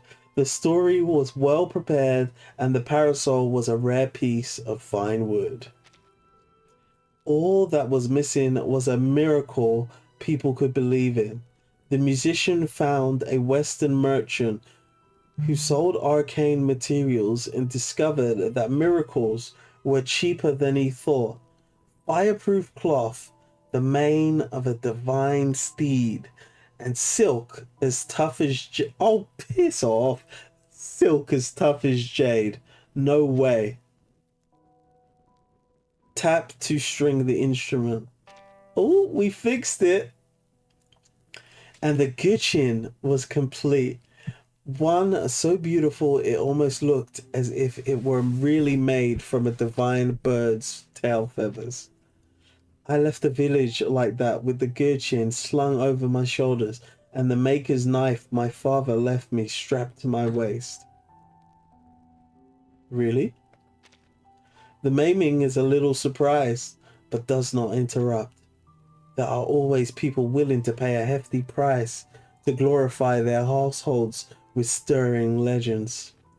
So the story was retold from his lips 1,000 times, polished into something extraordinary and complete, and yet that instrument has remained forever silent. An immortal's blessing, a peerless score, a prodigious young musician, nights filled with hesitation, a childhood like a drifting tumblewood, worried, tangled, and knotted like rope. A story that charges onwards, or a real life. The musician can only have one of them. On many nights, he dreamed of the past. When he wakes, phantom strings tremble softly, sadly, beside his pillow. A reminder that they are still watching. Yo, Getian is really letting it go, boy. Perhaps one day he will finally give in. This dude is having a whole monologue right now. Getian has never had this much text in this whole anecdote, and now in stage 8 he's just letting it fly. Perhaps one day he will finally give in, reach out, and touch those strings that do not truly belong to him. Alright, let's see what the musician comes back to after Getian really let it go for the first time and really, bear his heart on his sleeve. Sometimes I think how wonderful it would be if divine birds truly existed, if I really were a man favored by an immortal. Wait, hold on a minute. You didn't address what Getian was saying. Like, Getian just had a whole monologue. Getian just had a whole monologue.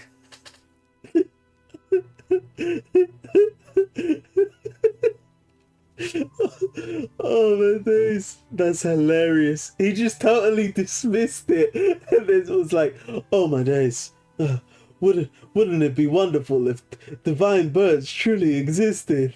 If I really was a man favored by an immortal. Like, literally, he's in the presence of an immortal right now. He's in the presence of an immortal right now. He's in the presence of a divine bird right now.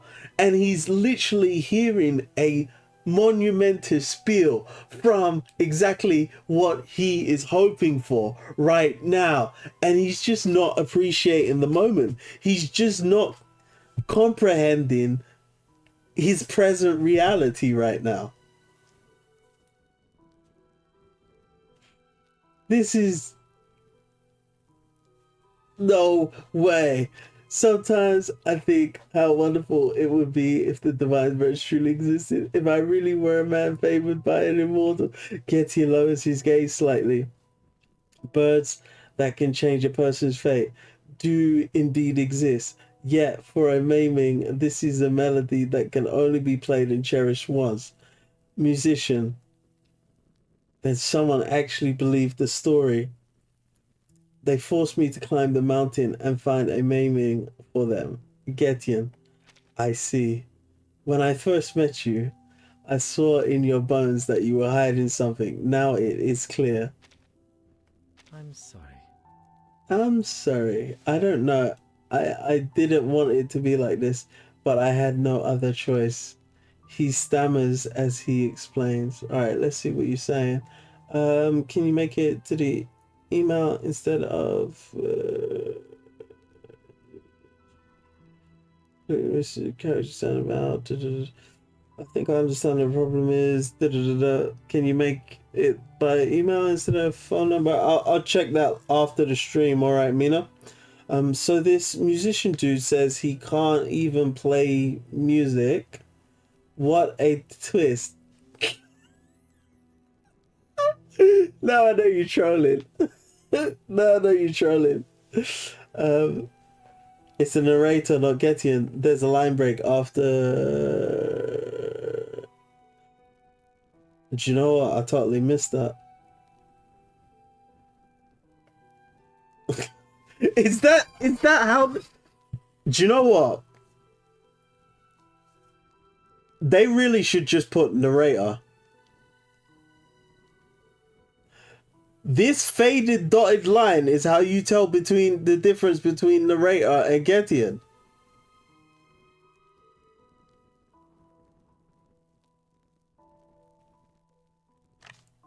Yeah, they they really should just put narrator. Like, if you're reading that, right? If you're just looking at that, right? You're not seeing that. That looks like that's Getian. You're not really seeing this. For one, it's faded and it's camouflaged to the background.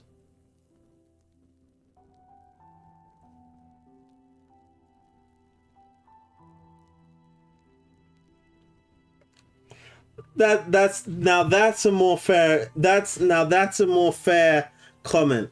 It wasn't in quotation marks. That is a more fair comment. But that dotted line, no, no, no way. And on top of that, that doesn't change my analysis. The musician may not have been saying that after what I believed Getian has said, but that doesn't change my analysis, which is the musician is literally in the presence of what he's looking for. Right? Sometimes I think how wonderful it would be if Divine's birds truly existed. If I really were a man fabled by an immortal. He's literally in the presence of that. That doesn't change my analysis. I'm still correct on it. It's just the first part of my analysis which was wrong, which is he decided to talk about something else instead of addressing the elephant in the room, which was the narration. Wait, what are you saying? Default grammar? They camouflage the narration. Oh, the reality. Shut up, Al. Shut up. You don't need to camouflage it. You don't need to camouflage it. You might as well just say, this is narration. What's the point? If you're going to give if you're going to give a script, a play script, right? You might as well just put in that it's the narration anyway. What is the point in hiding it?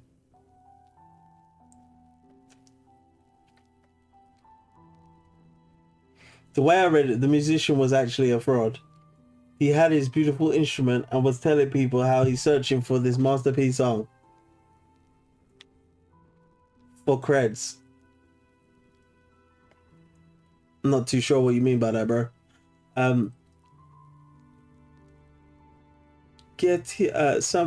Sometimes I think how wonderful it would be if we did the then someone actually believed the story. They forced me to climb the mountain and find a maiming for them. I see. When I first met you, I saw in your bones that you were hiding something. Now it is clear. I don't know. I didn't want it to be like this, but I had no other choice. He stammers as he explains. I never truly harbored any malicious intent. The miming lowers his head to meet his gaze. The musician's voice grows quieter. I was conflicted. I know not to repay kindness with betrayal, which is why I asked to go down the mountain. I was afraid if I stayed any longer, I'd begin having thoughts I shouldn't have. Please, let me go down the mountain. I won't come back, and I won't tell a soul that I ever met you. Very well. At last, the maiming calmly looks away. In the end, you never truly acted on your falsehood. You're not angry. Those below the mountain are all much the same, tossed about, uncertain. There is little that is fixed. I saw how you would choose. Besides, what you just spoke of was not entirely fabrication, although perhaps you did not realize it. He lays his wings over the body of the Getian, falls silent for a moment, and begins another story. How many more times? Do you know what? We should actually do a quest to find out how many times Getian is used in this story. Long ago, there truly was such a maiming. A wisp of pale smoke slowly rises. Alright, chapter 9. The way I read it, the musician was actually a fraud. Agreed. He admits that. He had this beautiful instrument and was telling people how he was searching for his masterpiece song. Yeah, he had a beautiful instrument that was broken. Exactly. is telling people how he's searching for this Mr. Beef song, even though he won't be able to play it for cred. And then the dude found the bird poster by accident and like, oh shit. Dude just pretends he was this cool musician to get girls and money. But you know what's funny? Nobody, I repeat, nobody, yeah, ever had a spare Getian around to go play this instrument. We want to see you play. So even if he's walking around with that broken Getian all that time, right? And people think he's really that guy. There was just no other Getians about, or no other instruments that were similar. That's interesting. That's interesting. A tune that lingers. The legend he came up with was false as well. A tune that lingers. 4 a.m. in the morning. So this is 2 hours after the previous stage.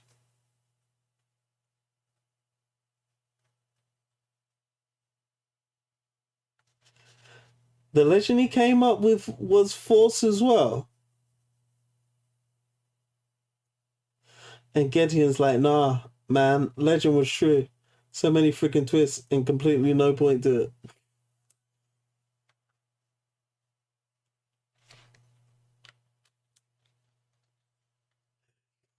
All right, so what's your logic behind why Getian would want to go along with the lie? Why is Getian going along with the lie? A temple in the mountains, a tune that lingers. In a time long ago, so long that his kin still lived on the frontier, human cities had yet to appear in the central plains, and powerful humans and colonists still walked the world, not yet reduced to legend. The Getians, the Maiming clan, created the first song and dance. The first song and dance. The music of the Getian comprises 8 songs.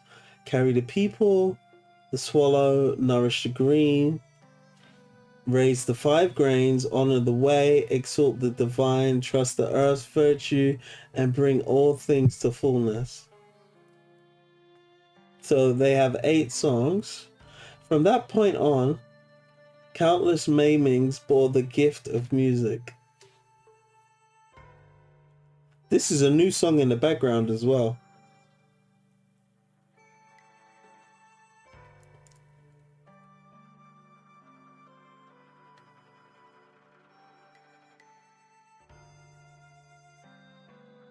Pretty good. Among them, there was one who was especially intoxicated by rhythm, Getian. He lost himself in the music rarely associated with his king. Time in the mountains is long and without seasons. I could not tell when he left. To a Maiming, 1,000 years passes in a moment. Come to think of it, how many years have I myself spent in these mountains? Yeah, that's why it's number 1. No matter. The Maiming sighs softly.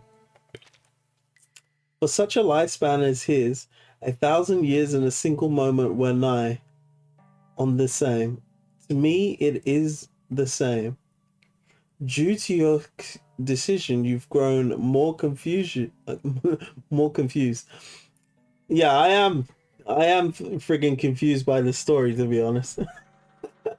I think this is why I am a serial story skipper, because the level of reading comprehension you need to just sit down and focus on this stuff, this back and forth, all these dotted lines that you can bet that are barely visible, but you need to be on top of as well.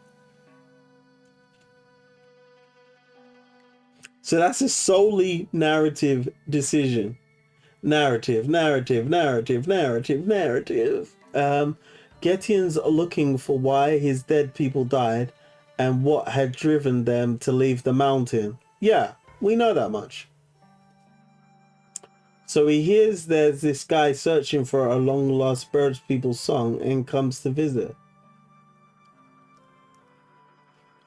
Until one day, convinced he has learned every score the mountain could offer, he ventures down alone to see whether human music held any worth. He must have been disappointed. The musician says quietly. Exactly. Yes, he was disappointed. A human life spans barely 100 years. True. Strip away the days of ignorant youth and helpless old age, and what remains is only a fleeting decades. Yeah, I'd say from 18 to 40, 45, 50. Yeah.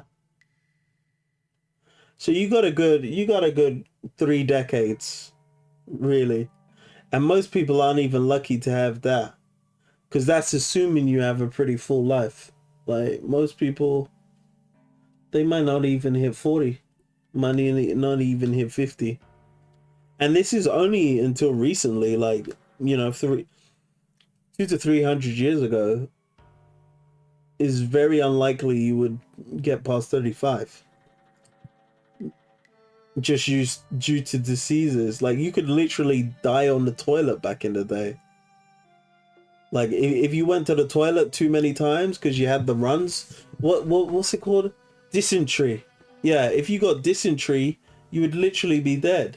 You were a goner. What are you guys saying? Let's check the chat quickly. Getian looked for why his dead people died and what had driven them. Yeah. So he hears that this guy's searching for a long lost bird people song and comes to visit. Yep, that's why he tags along. Okay, fair enough.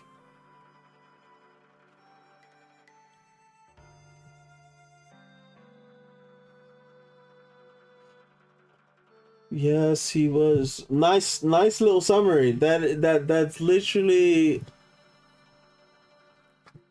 So he comes to visit, and that's why he tags along.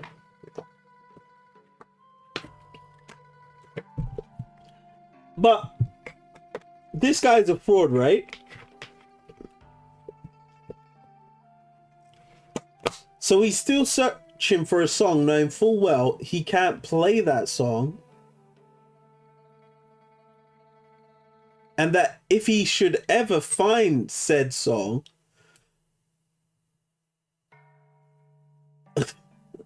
the people will know he's a fraud and expose him. Until one day, convinced he had learned every score the mountain could offer, he ventured down alone to see whether human music held any worth. He must have been disappointed. The musician says quiet. He's not searching for the song. What?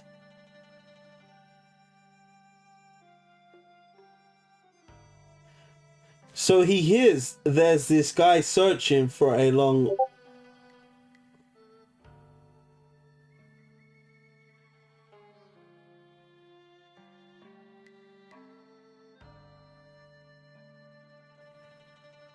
It also this.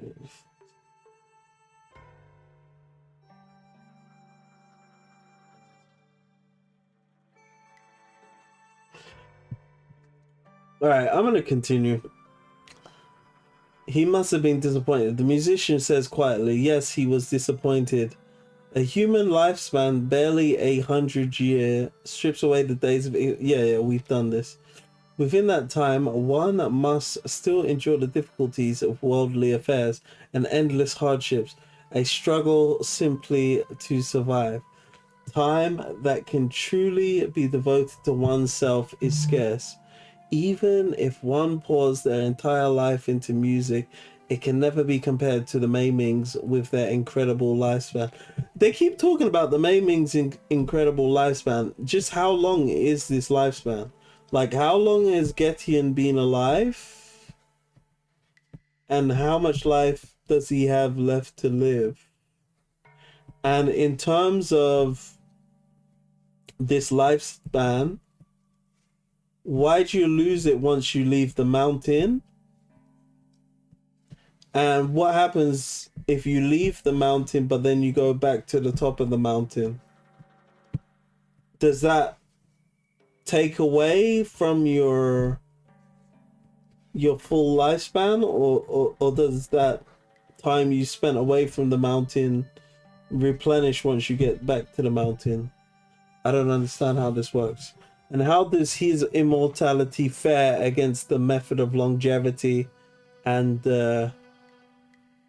Paper Heron's immortality? And also, could a Mei Ming increase their lifespan via the method of longevity?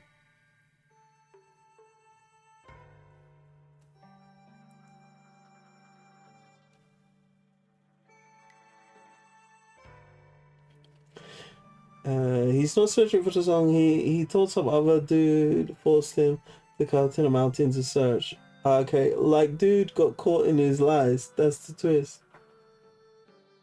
Okay, fair enough. Yeah, I didn't catch that twist.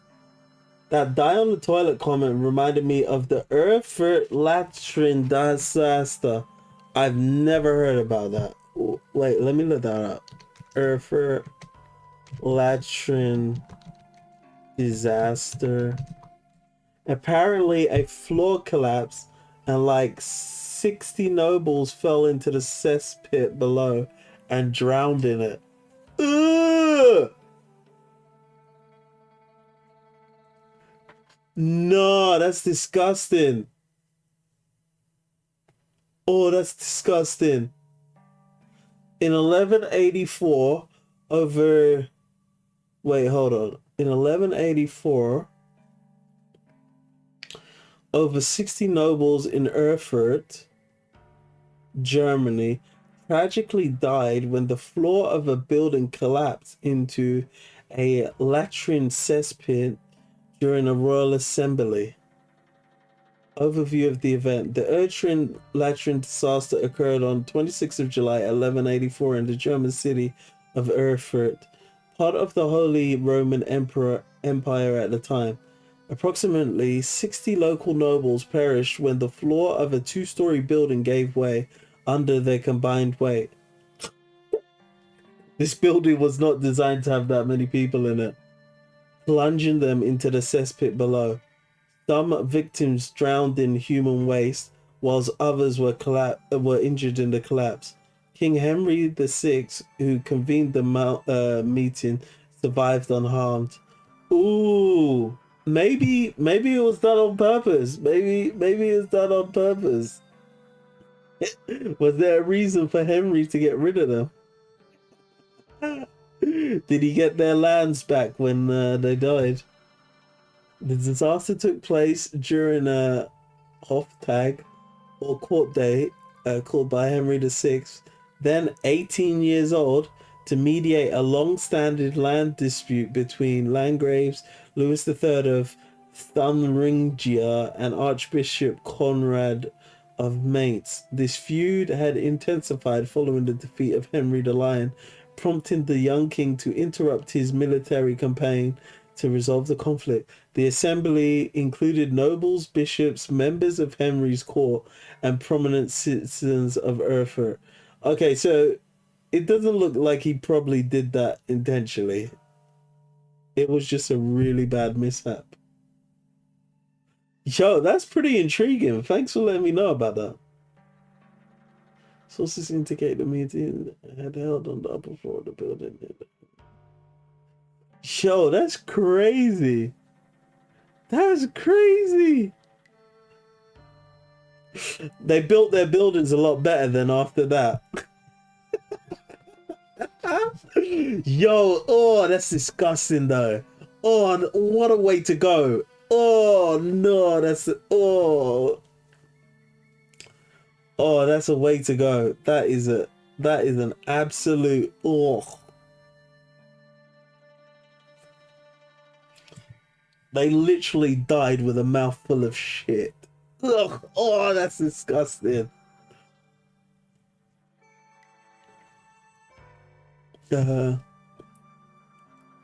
This is what life down below is like. As the seasons pressed on, life only grows harder. The Maiming pauses as it gathers his thoughts. He went to many places and saw all manner of people, bustling markets. Two masters of the age agreed on a musical duel on the city walls with their pippers, drawing a great crowd. The sound was earth-shattering and sky-rendering indeed, yet the Maiming remained bored, believing that something was still missing. Banquets of princes and nobles. Amid the rush of dignitaries and the drawing of curtains, the tinkling of crystal and pearls filled the air. On a rooftop not far away, the Maiming watched with a tilted head. A man in a tall crown rose from his seat, bowed deeply, then lifted his head and played the Getian, less a song than a soliloquy of grievances. When the melody properly began, an uproar broke out among the guests. Someone drew a sword. Another turned away with a weary sigh. Before the turmoil reached him, he turned and left. This was the poise of scholars, not the devotions of a musician. As far as Anecdote goes, this is the first anecdote of this style I've read in full, almost nearly. I can get why people preferred the way anecdotes were done before. And households where music was passed down through both instruments and song. The Maiming recalled a towering courtyard tree, an arm's span thick, much like the one near his mountain dwelling. It was a lonely courtyard filled with the scent of herbs. Its owner often sat there, holding a Getian unmoving until the moon sank in the west. It seems to be more narration than it's actually interaction between characters. I don't know. That's the feeling I'm getting. I'll probably have to do it one more time. But it feels like when I read a story, I care for more of the interactions between the people than the narration, to be honest. The Maiming heard the owner's faint sigh. What a pity, so brief and all, after all. He thought if heaven had granted her 30 more years, perhaps things would have been different. And at first light, he left that verdant courtyard behind.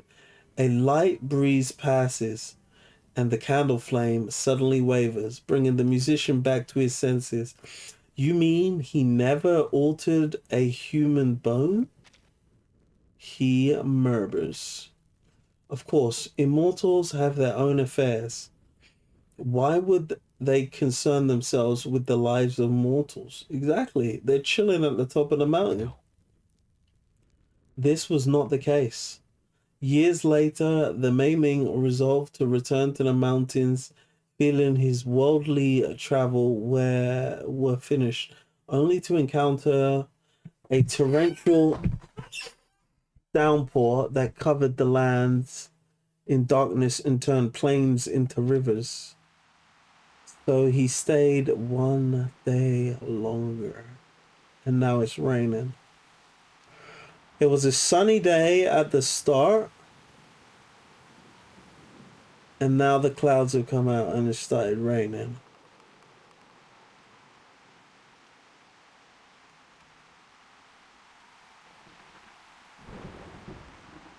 And that's as the narration says that. Interesting. The next morning, beneath a parasol tree, the Maiming met a young man in passing and heard a short tune he had never heard before. The melody was free and wild, hardly a proper composition, yet it brought tears to his eyes. Unable to resist, the Maiming stepped forward to speak with him. The youth humbly said he had no talent for music, and that he simply enjoyed plucking the strings for amusement during idle moments. He asked the young man's background and learned that he was just a local Getian maker. A Getian maker? A Getian maker? Yes, a Getian maker, musician. You know, the instrument that you supposedly could play? He repeats it twice under his breath, then suddenly stands up. If that's the case, how is it I've never heard of a great musician among my ancestors? If a maiming truly altered his fate, why have we, generation after generation, done nothing but make Getian?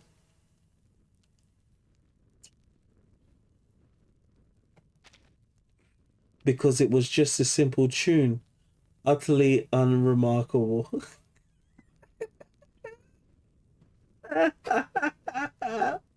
The story was true, but the song was not. It was not legendary. Utterly unremarkable. The maiming couldn't help but drink in the phrase himself. What moved him was, in fact, something utterly unremarkable. There was no earth-shaking event that followed. The young man who played the Gurchin was destined to die young, and so the maiming merely wished him a good life. Jeez. Ah. Live fast, die young, burn out in a blaze of glory. Huh.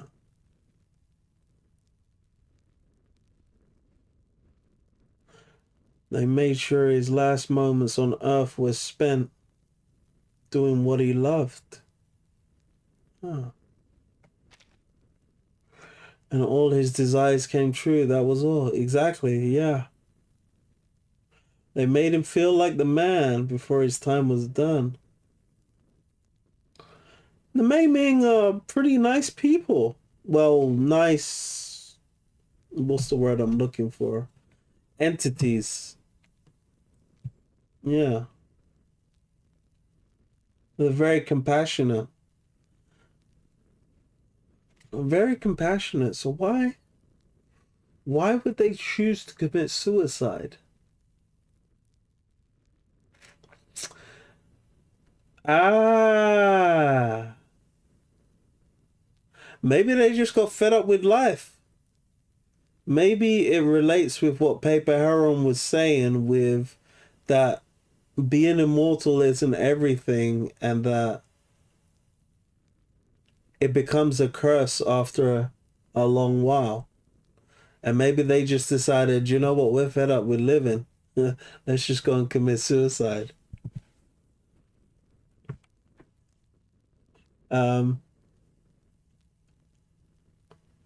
Fearing does this sort of stuff so much better, man. I haven't actually watched Fearing yet. Bird people. Bird people. True. I think Entity is just better. It's a step above objects.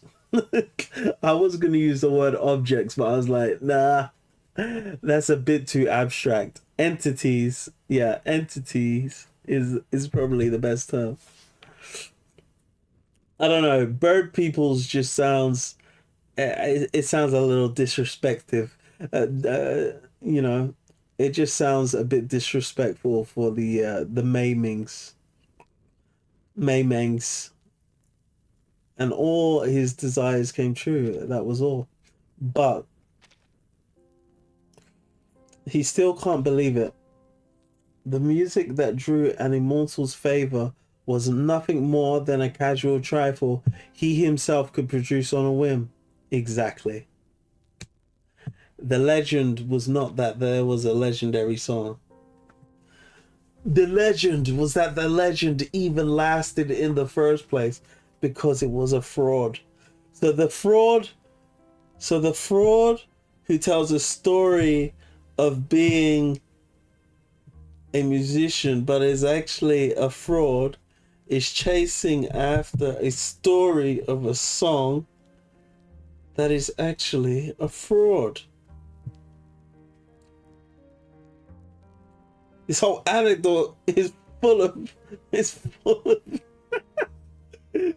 fakeness everywhere. It's fakery everywhere.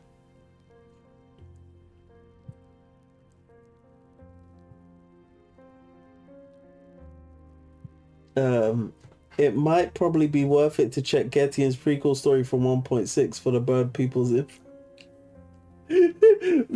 Now bro just wants to spam bird people. Oh man.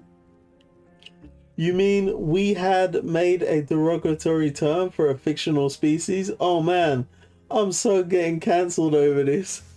I don't know, man. I'm starting to like the maiming. Like, I just want to put some respect on their name. I don't want to keep calling them, you know. I don't want to keep calling them that. I think they're worthy of respect now. I'm actually starting to like the maiming. I started off not understanding this story really well. With your help, I understand it a tad bit more. And now I'm really starting to identify with them. Like, they didn't need to go that far for his ancestor. They didn't really need to go that far. They didn't even need to do that. But they did it. And it just shows their true nature. But I'm sure that St. Pavlov Foundation would still want to. Nah, that wouldn't happen anyway. But yeah, if they went against them, they might. Yes, respect them, okay, Health? Respect them. We respect the maiming here. Call them by their correct name. Maiming.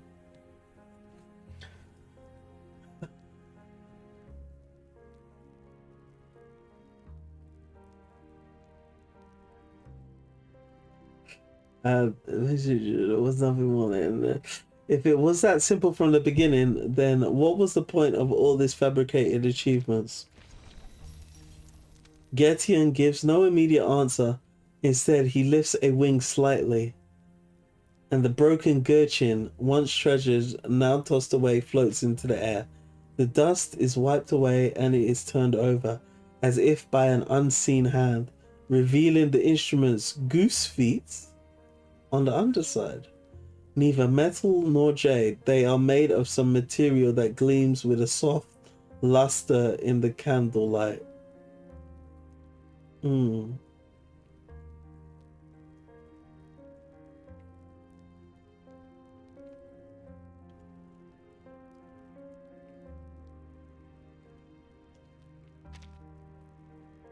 These are his bones. Oh, jeez, that's dark.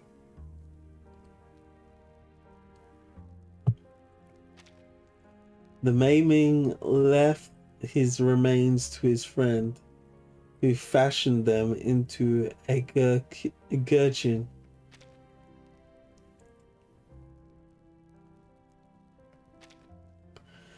In the candlelight, the musician's expression flicks and shifts. After a long moment, he speaks again. I understand now. You mean to say there's no need to strive for absolute perfection, so long as our hearts are sincere? Getian looks at him quietly, neither confirming nor denying it. The truth is clear to me now. The music my ancestor could play, I can play too. Exactly. Please. If that's the case, then could I stay in the mountains? Life below is noisy, cluttered, and distracting. I know where I went wrong now. I just want to find a quiet place to devote myself to my instrument, as I did when I was young. But your destiny is not here. Getian tells him plainly. You came from the lands below, and in the end, that is where you belong. Yo, get off my mountaintop, yeah? I don't want you up here. I don't want to have to hang with you. Like, all my people are gone. It's just me, myself, and I. I want to chill up here alone, okay? This is my spot. This is just for me and the other maimings which do not exist. There is no humans to be up here. I like my peace and quiet, to be honest. Getty's a joker. Yes, I should have known. He takes a step back, seemingly in a daze. After a moment, he gathers the courage to speak again. But after I leave the mountain, will fortune ever bring me to you again? Perhaps not.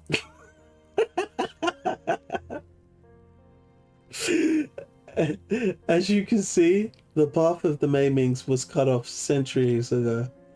You left one after another. They left one after another, and now Getian shakes his head. I am the last of my kind, and there is nothing down below that draws my interest, perhaps. Not even females, Getian? Or males, if that's what you're into? Due to your decision, you've grown more confused. They look at each other, silent for a time. Only now does everything finally become clear. Oh geez, things finally become clear. There was never any great musician. No score unheard by the world, and no ideal worth dying for. Oh, so just in case you didn't catch the story up until now, these two lines tell you all you need to know. Only now does everything... So, you know, Blue Pop does care for us. Care for us guys that aren't paying the most attention. Yeah, they do give it to you if you're paying attention at certain moments. They'll hit you with the one punch, the 1-2 punch, like, hey, wait a minute. Are you sure you got the story? Well, here's the TLDR. Like, literally, that's the whole story right there. Only now does everything finally become clear. There was never any great musicians. Oh no, my ancestor wasn't a great musician. No score unheard by the world. So there was no point chasing after such a score. And no ideal worth dying for. The young man who stubbornly chased such ideals to this place is only a petty fraud, though a harmless one at that. Exactly. I'm sure a couple of ladies dropped their panties for him, but that's it. Well, actually, I don't think they really had panties back in those days, but yeah. Lifted their skirts. Dawn is about to break. The extinguished candle gives off a faint trail of bluish smoke. Goodbye. It is time for you to go. Yo, get the out of my spot. Jokes. Oh my god. Does LOC have a secret bird person persona? Oh, you meant to say fursona. I've never heard the word persona. I'm guessing it's got something to do with furry culture. Does LOC have a secret bird person persona now? Starting to identify with them. They had pantaloons. By the way, there's some fan art for you on the Discord. Oh, don't tell me. Oh, don't tell me. Don't tell me Pomper has dropped some drop some Elizabeth cosplay. Oh my days.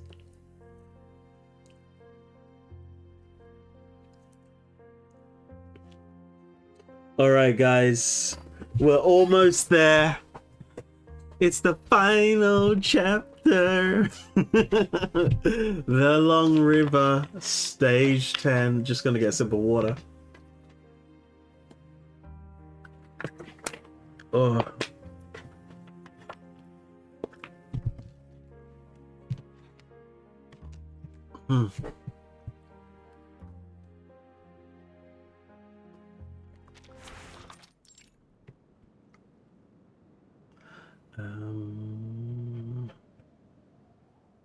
So it's 6 a.m. So 2 hours after the previous stage. A narrow mountain path. The Long River, 6 a.m. A cool drop of dew falls onto the musician's forehead, jolting him awake. Okay, so he spent 2 hours, I guess, traveling down the mountain, and then he fell asleep. And now he's been awoken. Wait. He left, fell asleep, and then woke back up, all in the span of 2 hours. Interesting. A cool drop of dew falls onto the musician's head, jolting him awake. He returns to his senses and finds that he is already standing on the stone steps leading down the mountain. Behind him, the path leading up is choked with weeds unrecognizable. Ooh. Behind him, the path leading up is choked with weeds unrecognizable. It's as if he was allowed to get that far, and now the mountain is hiding the path to get to where the Maimings reside. Or should I say Maimeng, as there's no Maimengs. No plural. Getian is the last one.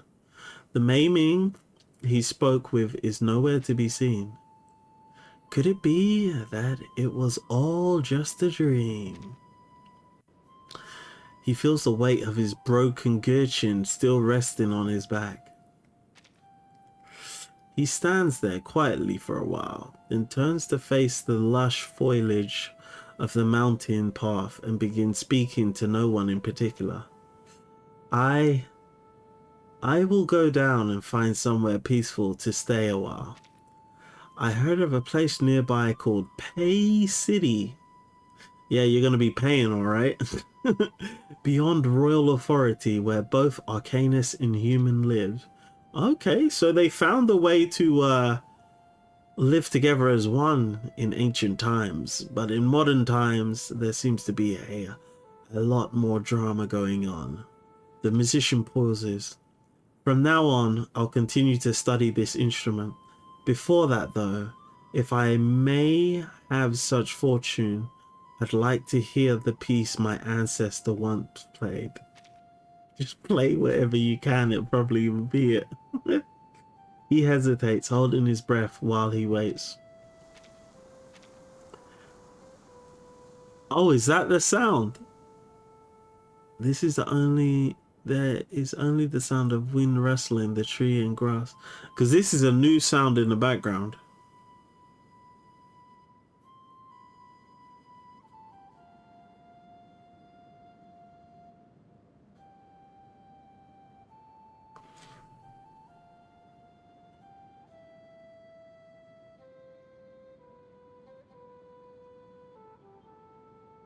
You can read it as he has no idea how he got there. Because, like, why the path would be unrecognizable if he came from it. That's true. But I thought he came down, he went to sleep for some reason. Must have been something in the tea, right? I'm joking. They didn't have that tea. But, and then, like, you know, like in the movies where, like, the weeds just start rapidly growing and stuff. And just covers the path. Just, it's like the mountain conspired to cover up the pathway to the Maiming's secret hangout. There is only the sound of wind rustling the trees and grass. I understand. The musician murmurs as if having reached a decision. He takes the broken gherkin from his back and carefully sets it on the stone surface. Broken gherkin. This instrument doesn't belong to me. It should be returned to its owner if you are willing. Unable to finish the sentence, he shakes his head and bows deeply towards the empty air. Then he straightens up and makes his descent down the mountains without looking back. A shabby mountain hut. The Maiming's wings give a slight tremble as the newly repaired Getian settles onto the table.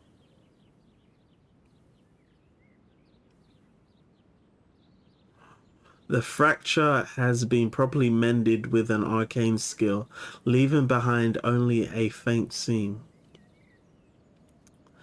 It truly is a fine instrument. The maker must have been meticulous, polishing it again and again to achieve such perfection. Only he lifts his wing once more. A Getian floats into the air, revealing its underside. He narrows his eyes, noticing that the pair of goose feet is not perfectly aligned. Using bone for the instrument's goose feet is uncommon. Perhaps this is the reason for the maker's slight flaw. Or perhaps his heart was heavy simply because these were his friend's remains. He shakes his head. Regardless, I do not see the bones of the maker. And you, what did you think? Getian asks the bones. They offer no reply. Ah.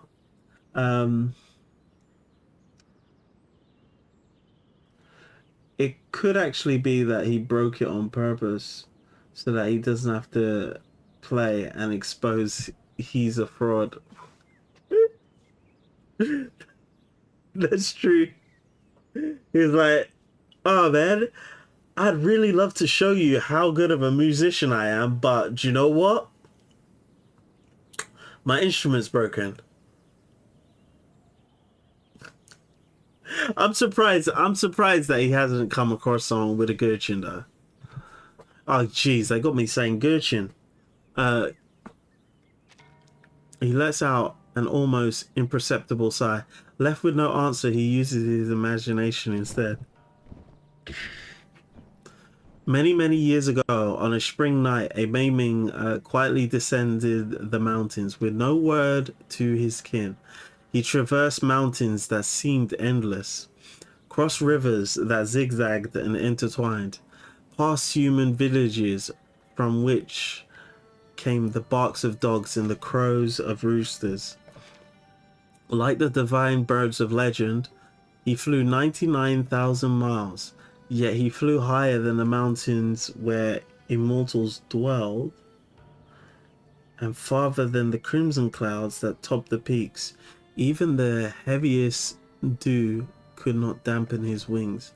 Only when the sky darkened did he stop to rest on an ordinary parasol tree. The moon sank westward. Humans and Arcanus alike slept. The forests, the fields, the mountains, the rivers, the entire world was fast asleep. Getian ponders. What exactly tempted him to stay? Perhaps, no, surely, for some mortal joy. Or perhaps, as if answering himself, he immediately denies it again. No, not even for that piece or the one who played it. He looks down to the world below the mountain. The mountain mist has not yet fully dispersed, but the silken trail of the paling river can already be seen glinting in the sunlight as it follows into the distance towards unfamiliar towns, villages, lakes, and plains. Separated by a thin veil of mountain mist, life unfolds. Some are born, some die, some laugh, some weep. So fleeting, so hurried. Like morning dew, with more days gone than to come. Perhaps that is why it is worth cherishing. The thought stirs his heart, beautiful and unforgettable. After a long while, the Maiming places the long silent Getian before him once more. Beyond the mountains, paling river, a boat rocks upon the water. The musician suddenly springs to his feet and looks towards the mountains. Sir, did you hear that? Someone's playing a Getian. With his sudden movement, the small boat lurches violently and the boatman stumbles. Hey, sit still. Don't go startling an old man like me. He clicks his tongue in annoyance and rows hard, steadying the boat. You must be hearing things. The Palin River's running high today. Can't hear nothing but the water itself. The musician does not reply. His gaze fixed on the mountains. A moment later, he suddenly points ahead and shouts excitedly, "No, sir, someone really is playing the gurchin. Look to the bank over there. Even the birds have taken flight." The boatman cranes his neck to peer into the distance, then sighs. The sun's out. Of course, the birds are looking for food. What's so strange about that? But how loud could one person's playing be? Anyhow, you'd think it reached this far and only you'd hear it? Maybe it's a mortal who's playing. The words slip out of him. The boatman cannot fathom what strange spell has come over this young fellow he picked up on a whim. Ain't no immortals in this world, lest you've seen one with your own eyes. Yeah, I might have. I think so. I'm not entirely sure. I think it might have been a dream. He opens his mouth, then sinks back down, defeated. He lowers his gaze to the shimmering surface of the Palin River. Probably doesn't want to look crazy by saying, but I did. It's nothing. I must have imagined it. The boatman clicks his tongue again. All this silly chatter. Just tell me where you're headed. I want to go to Pay City. Pay City? And where's that? I've been rowing for more than 30 years and never heard of the place. A shabby mountain hut. The story takes a different turn due to your choice. Okay. And yet this is no illusion. A cool breeze brushes past the maiming's wing and over the faintly vibrating strings. It is another very, very ordinary tune, hesitantly played for the first time. This is the moment of truth. This is the song that we've been waiting to hear for so long.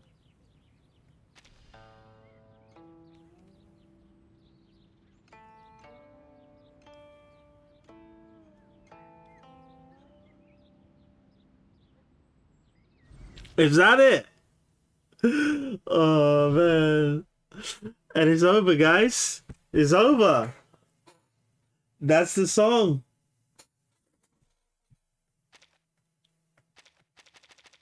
And you can't listen to it again. You'd have to go through it all over again. And here's Getian with the Getian.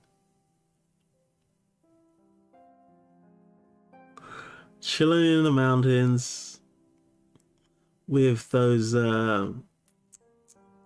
what was it? Choppers, or I can't remember what the trees were called, but the trees that were native to Japan in the background. You got some birds, you got some lovely weather. Yeah. Pretty cool.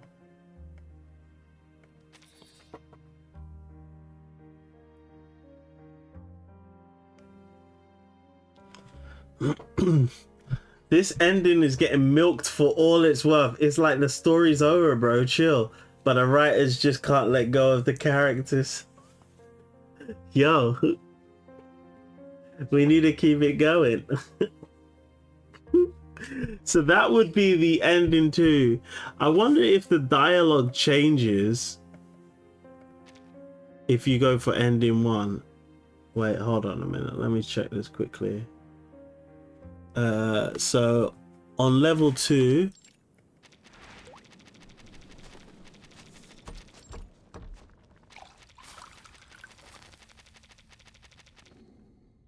So you're supposed to pick two. So if I pick one, I take little interest in what goes on down below. Getian takes a casual sniff of the tea before nudging it away. He didn't sniff it the last time. I don't remember that. I don't remember him sniffing the tea the last time around. No. I take little interest in what goes on down below, but my king left before many records. Thus, I have some small knowledge. Due to your decision, you've grown more confused. Oh, so I still get confused. The maiming shakes his head and changes the subject. Had your instrument been repaired? Following his gaze, the musician looks to the plain Getian at his side and gently presses a hand against the strings. There are no materials in the mountains. It will have to wait.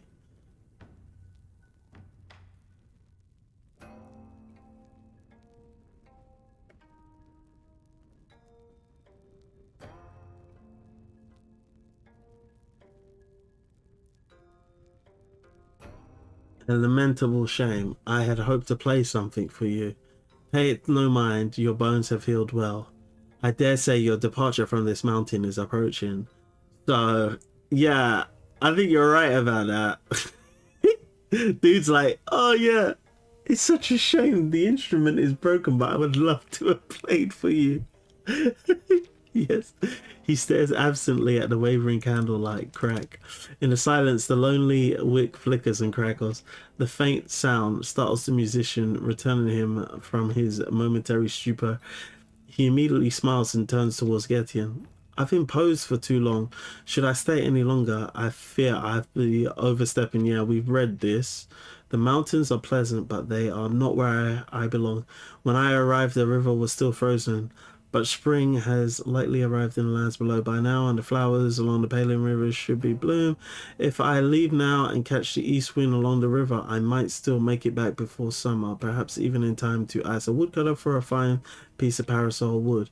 And what of your search for the legendary score? Will it continue? The musician shakes his head. This candlelight is far too dim. Would you mind brightening it a little? Yeah, this looks to be...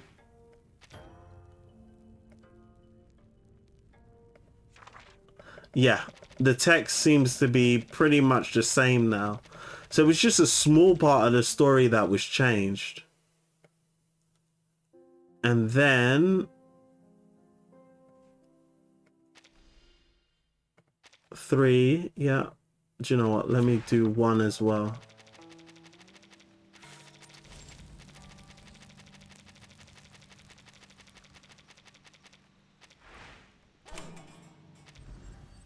Just to be on the safe side. And then on 4, I've got to do 1 again.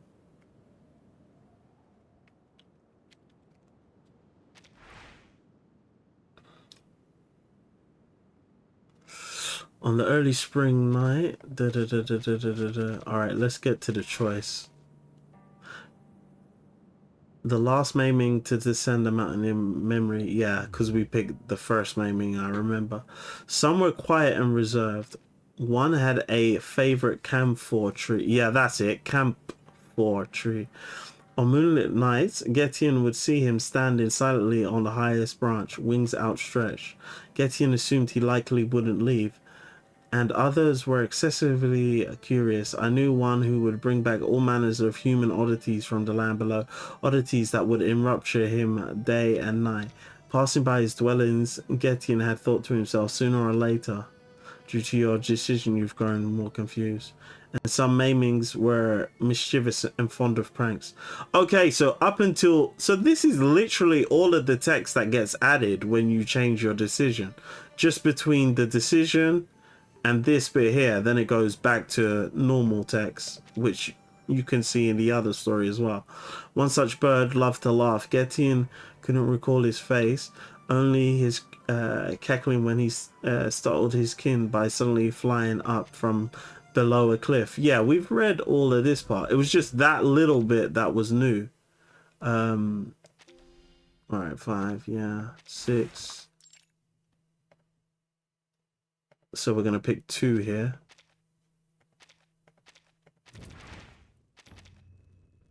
So wait quietly. No, this time around we're going to offer to repair the Getian. Getian gazes, falls on the musician's Getian, whereas the last time we were just quiet. Perhaps my arcane skill can be of how... Okay, yeah, the dialogue's completely changed. He's really interjecting this time around, whereas the last time he was just quiet as a mouse. His lips moved, but in the end, he only lets out another sigh. I appreciate it, but there's no need. I know how to repair Getian. Really?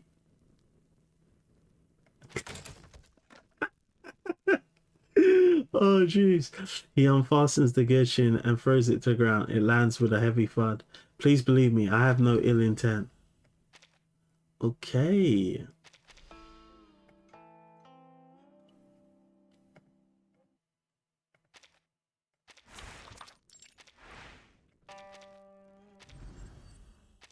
And then it should be 2 each time.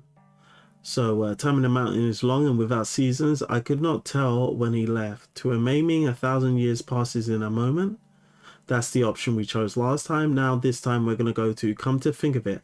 Yeah, so he's showing a bit of confusion as to how many years he spent on the mountain, which is not something he should really be showing.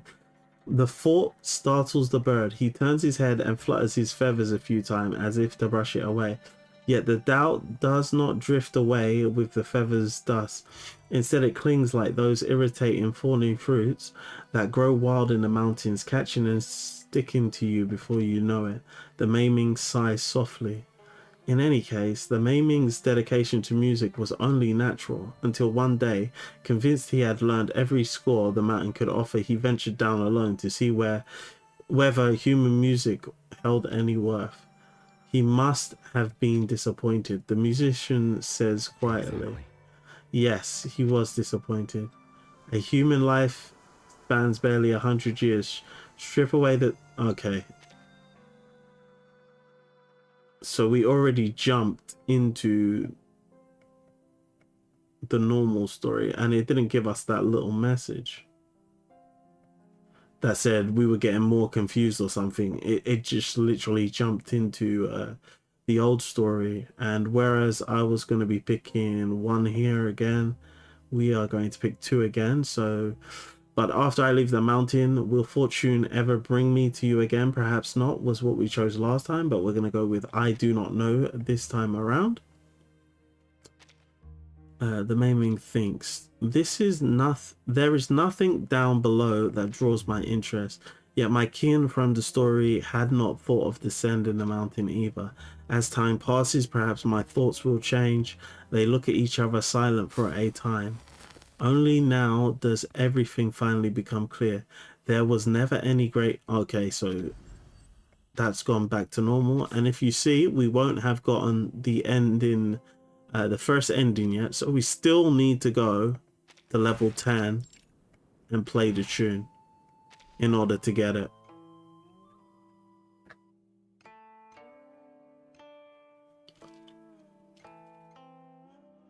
And now we should get it. All right. So. Oh. Interesting. Where did we go wrong?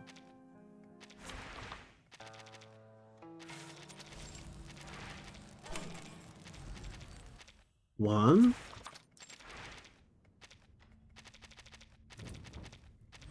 Two. Maybe we need to play them.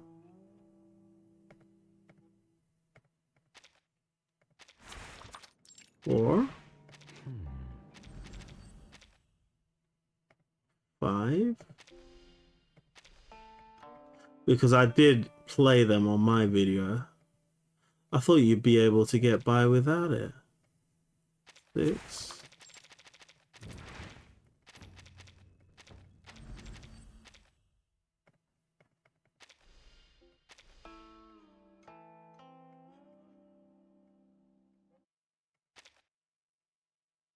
All right, that's 7.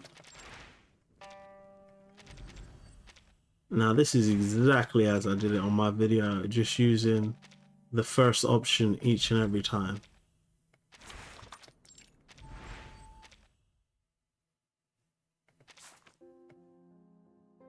And now we got the first ending.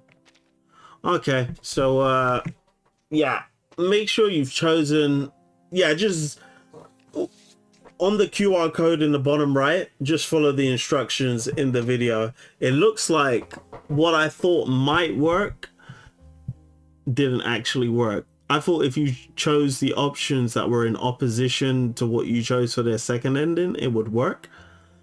However, that doesn't seem to be the case, although it might just have been that because I hadn't done it in order, or because I hadn't played the tunes on the 3, 5, and 7 when I did it, instead of just going to the option stages, which are 2, 4, 6, and 9.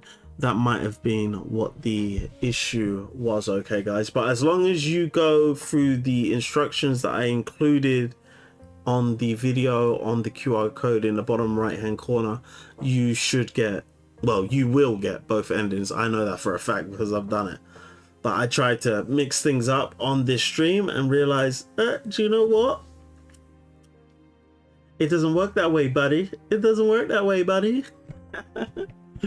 But yeah, you got 9 more days. Make sure you do it, otherwise you'll be missing out on all these lovely rewards.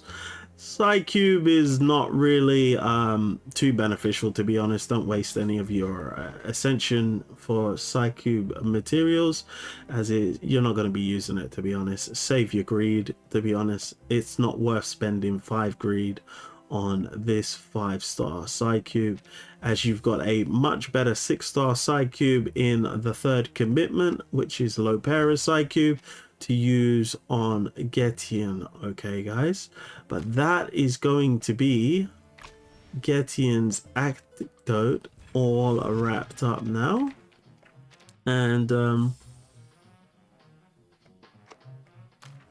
just thinking about it.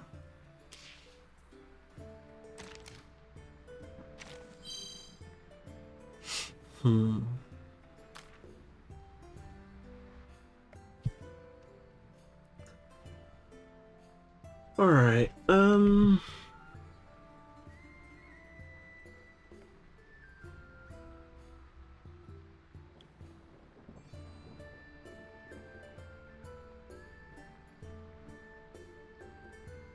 I wonder what Pay City was. I still didn't gather what Pay City was about.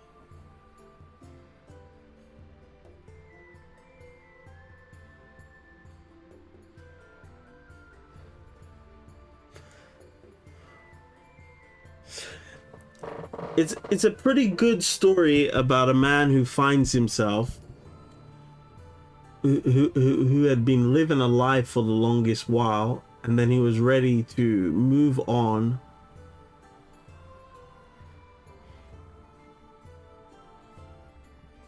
by essentially giving up what made him him. Like, you gotta realize this guy's been carrying that instrument his whole... All right, be quiet. Be quiet, Corvus. He's been carrying that instrument pretty much for the longest while, and it was part of his identity, and he went up the mountain having it as part of his identity, along with the lies that he had been continuing to tell as he lived his life. And he went up that mountain and he tossed it all away in favor of, instead of living a life of lies, to live in his truth, after finally meeting Mei Ming and finding out that, do you know what, instead of you lying about how you're all this elaborate person who's great musician, yada yada yada, blah blah blah, you know, the person you looked up to for the song that they played, that, you know, everybody's talking about, that you should be searching for it, etc etc, guess what, it doesn't exist. So that fame you seek, it's absolutely absurd because it's not even real in the first place. And you should just be you. That's pretty much what I gathered. You guys might have picked up something different, but that's what I've gathered so far. Just be yourself. And I think he's pretty much resigned and felt as if, do you know what, I no longer need to live lies, and that's why he left the Getian behind. And you know, Getian fixed it up, started playing it, and now he got to hear that final song as he set off on the mountain. And I don't even know exactly where he's going though. This Pay City seems to be playing on my mind right now because I feel like I've missed an important piece of information because I don't actually know what Pay City is. I might have to go through the storyline again just to figure out what PEI, Papa Echo Indigo City actually is.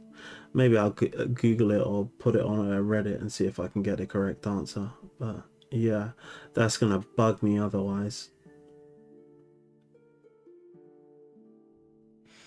But yeah, it's an interesting story.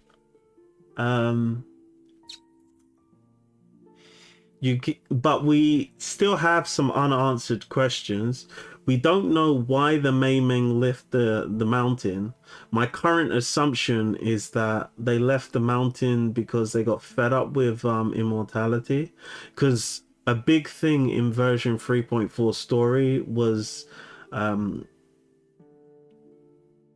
yeah, that really didn't make sense to me in version 3.4 story. Like, Reed was looking for immortality, then at the end of it, she just pretty much gives up on wanting immortality. It's as if she realizes that, you know what, I kind of am immortal. It's just that I'm not immortal, but the essence of my being will continue onward via mitosis, right? And that's something she was willing to give into, the idea of that, which I found to be really, I don't know, if it felt a little rushed, to be honest. It was just weird how Reed's motivations changed so quickly just because Paper Heron decided to tell her, do you know what, immortality is not really as great as you think it is. And she's like, oh my god, I'm gonna give up on my dreams now. But it does seem like immortality seems to be a burden, or at least that's how they position it to you. And I don't necessarily agree with that. I disagree with that completely. I think immortality is a great thing, no matter what the price is.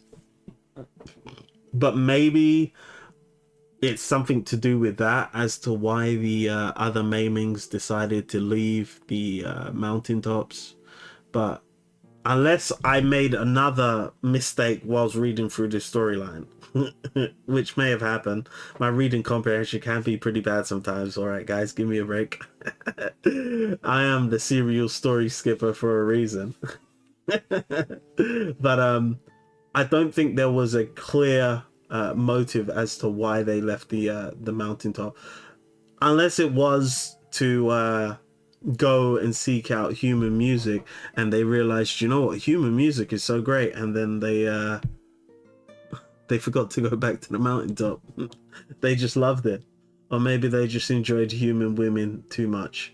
Who knows? Who knows? But something clearly happened once they got down there, and something clearly sparked the idea for them all to leave the mountaintop, because it was something they did in unison as well, and somebody clearly probably led the charge on that one as well. So it'd probably be something we hopefully find out later on in the story. If not, that's just going to be two questions that are going to piss me off. What is going on with Pay City, and what is going on with why the Maimings decided to leave the mountain and essentially leave one of their brethren behind as well. Why did they just leave Getian on his own? that's deep. Anyway, we got a stream coming up on Thursday. We're going to be doing Pre-Storm Protocol. That's going to be a long one, guys. I'm going to try and get all of that done in one sitting, but it all depends on how it goes. I also need to do... We're going to have some new content. So To Slay a Dragon's going to come out on Thursday when Cheng gets released. So we'll probably do that on Thursday as well, along with the Pre-Storm Protocol. I also need to do Tide of Thoughts. I need to hit 4K on this. And I got 22 days to do the rewards. So I'm probably gonna have to do that sometime. I'll probably do that sometime next week. Yeah, we can do a stream about that.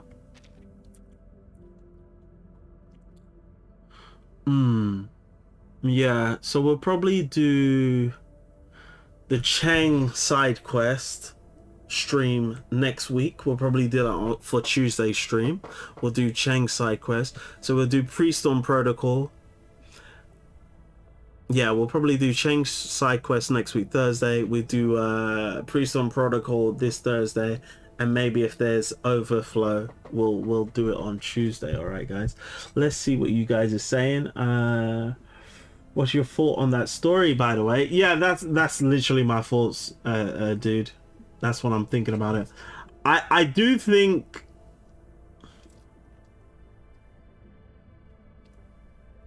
that I could have done without that story, though. I don't actually think I learned that much about Getian as a person, to be honest. Correct me if I'm wrong. Maybe I missed some context, but I did not feel like I learned a lot about Getian. But I guess in Notes on Shiori, you're going to find out all you need to know about Getian. Maybe that's what it is. But I don't feel like I'm walking away with like a profound understanding of Getian after going through that story. It just feels like he was there for this person. He gave them some good advice, and then he helped them on their way. So I guess, you know, he's a shepherd. I guess you could say Getian's a shepherd. And that's practically all I learned, to be honest. I don't know. Maybe you guys got something more from it than me, but that's literally all I got. I think I could have done without that anecdote, to be honest. I think I could have done without it.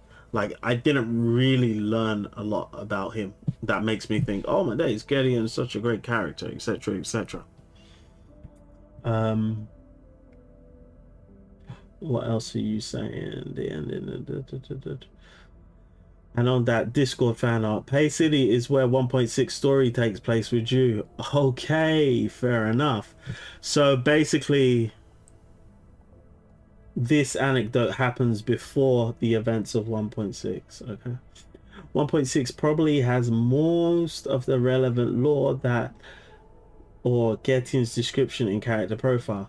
The best take on immortality I've heard is it does not equal invincibility. So over the course of approximately 100 years, humans accumulate so much chronic diseases, not blow it up to 1,000 years, and it's a crazy eternal suffering thing. Yeah, this is an interesting one. Would you prefer infinite defense or infinite health? Would you prefer infinite defense or infinite health? Because infinite defense means you could never take any damage and you can never, you know, befall any illness. Whereas infinite health means you just have so much health, it doesn't matter what damage is done to you, you'll never die from it. But that doesn't mean you can't suffer from it. I think infinite defense is better than infinite health, but you'd still be glad to have infinite health as well, because it's infinite health at the end of the day. But yeah, you would still suffer pain. You still feel emotions. Whereas infinite defense, you're guarded from everything. But I think most people assume when you have immortality, you kind of don't have those types of ailments. Like, nobody assumes you're going to be immortal and then you're also going to have to deal with the consequences of, I don't know, cancer, herpes, HIV, AIDS, or some other random syphilis disease or something like that. Like, imagine being immortal and having to live with COVID for the rest of your life or something. Like, nobody assumes that. Like, people assume that when it comes to being immortal, that you're gonna be a fountain of youth, and at peak health. Okay, you're gonna be absolutely healthy. That's a good question to ask Health S, whether he prefers health or defense. You're so funny. You know you would go for defense over health. You know you would go for defense over health. Let's be honest, dude. You love to play RPG games. You're gonna go for even though your namesake is health, you are not choosing in a decision between infinite health or infinite defense. You're gonna choose infinite defense. Okay, it just makes more sense. It just makes more sense. All right. Anyway, guys, I am probably gonna wrap things up here now, as I think the next thing I'm gonna do is definitely tie the thoughts, but I'm probably not in the mood to do that right now. I'm gonna be completely honest with you guys. But to slay a tiger, we'll definitely try and do that next week, Thursday. Cheng comes out this Thursday, but we might throw a couple of pulls his way, see if we can get him for cheap. But to be honest with you, there's so many better characters coming out in the next few patches. I'm not really going to spend on him. And on top of that, I have a P5 Anjo Nala, so when I want to use Liang Yu, I'm just going to use her alongside my Anjo Nala, you know, along with Flutter Page and whatever sustained character I want to use. I don't actually really need Cheng. I can just pull him for the fun of it. If I can get him in 10 or 20 pulls, then great. If not, who really cares? But ideally, I would like a P1 Cheng. If I could put a 10 pull in and get a P1 Cheng, that would be the ultimate success. But yeah, I'm not really bugging over him, as there's so many better characters coming down the pipeline that I would rather save my Unilogs for. All right, guys. But yeah, definitely Thursday we're going to be doing pre-storm protocols. We're going to absolutely bust that up. That game mode should be pretty damn fun. Any questions, feel free to drop them down in chat or on the comment section of the video. I'll try to get back to you as soon as possible. Otherwise, feel free to get involved. The Discord is pinned to the top of the chat, and it should be in the description box of the video. Feel free to come on over and state your name and get involved. All right, guys. But hopefully the story today has been interesting for you guys. I know I did misunderstand a few things along the way. I need to be paying a little bit more attention, but we did get there in the end as to what the overall outcome of this story was, and what the major takeaways were. All right, guys, so hopefully you enjoyed the stream today. Remember to like, comment, and subscribe, guys, and all your support is greatly appreciated. Hope you all have a great day. I'll catch you on the next one. LOC out.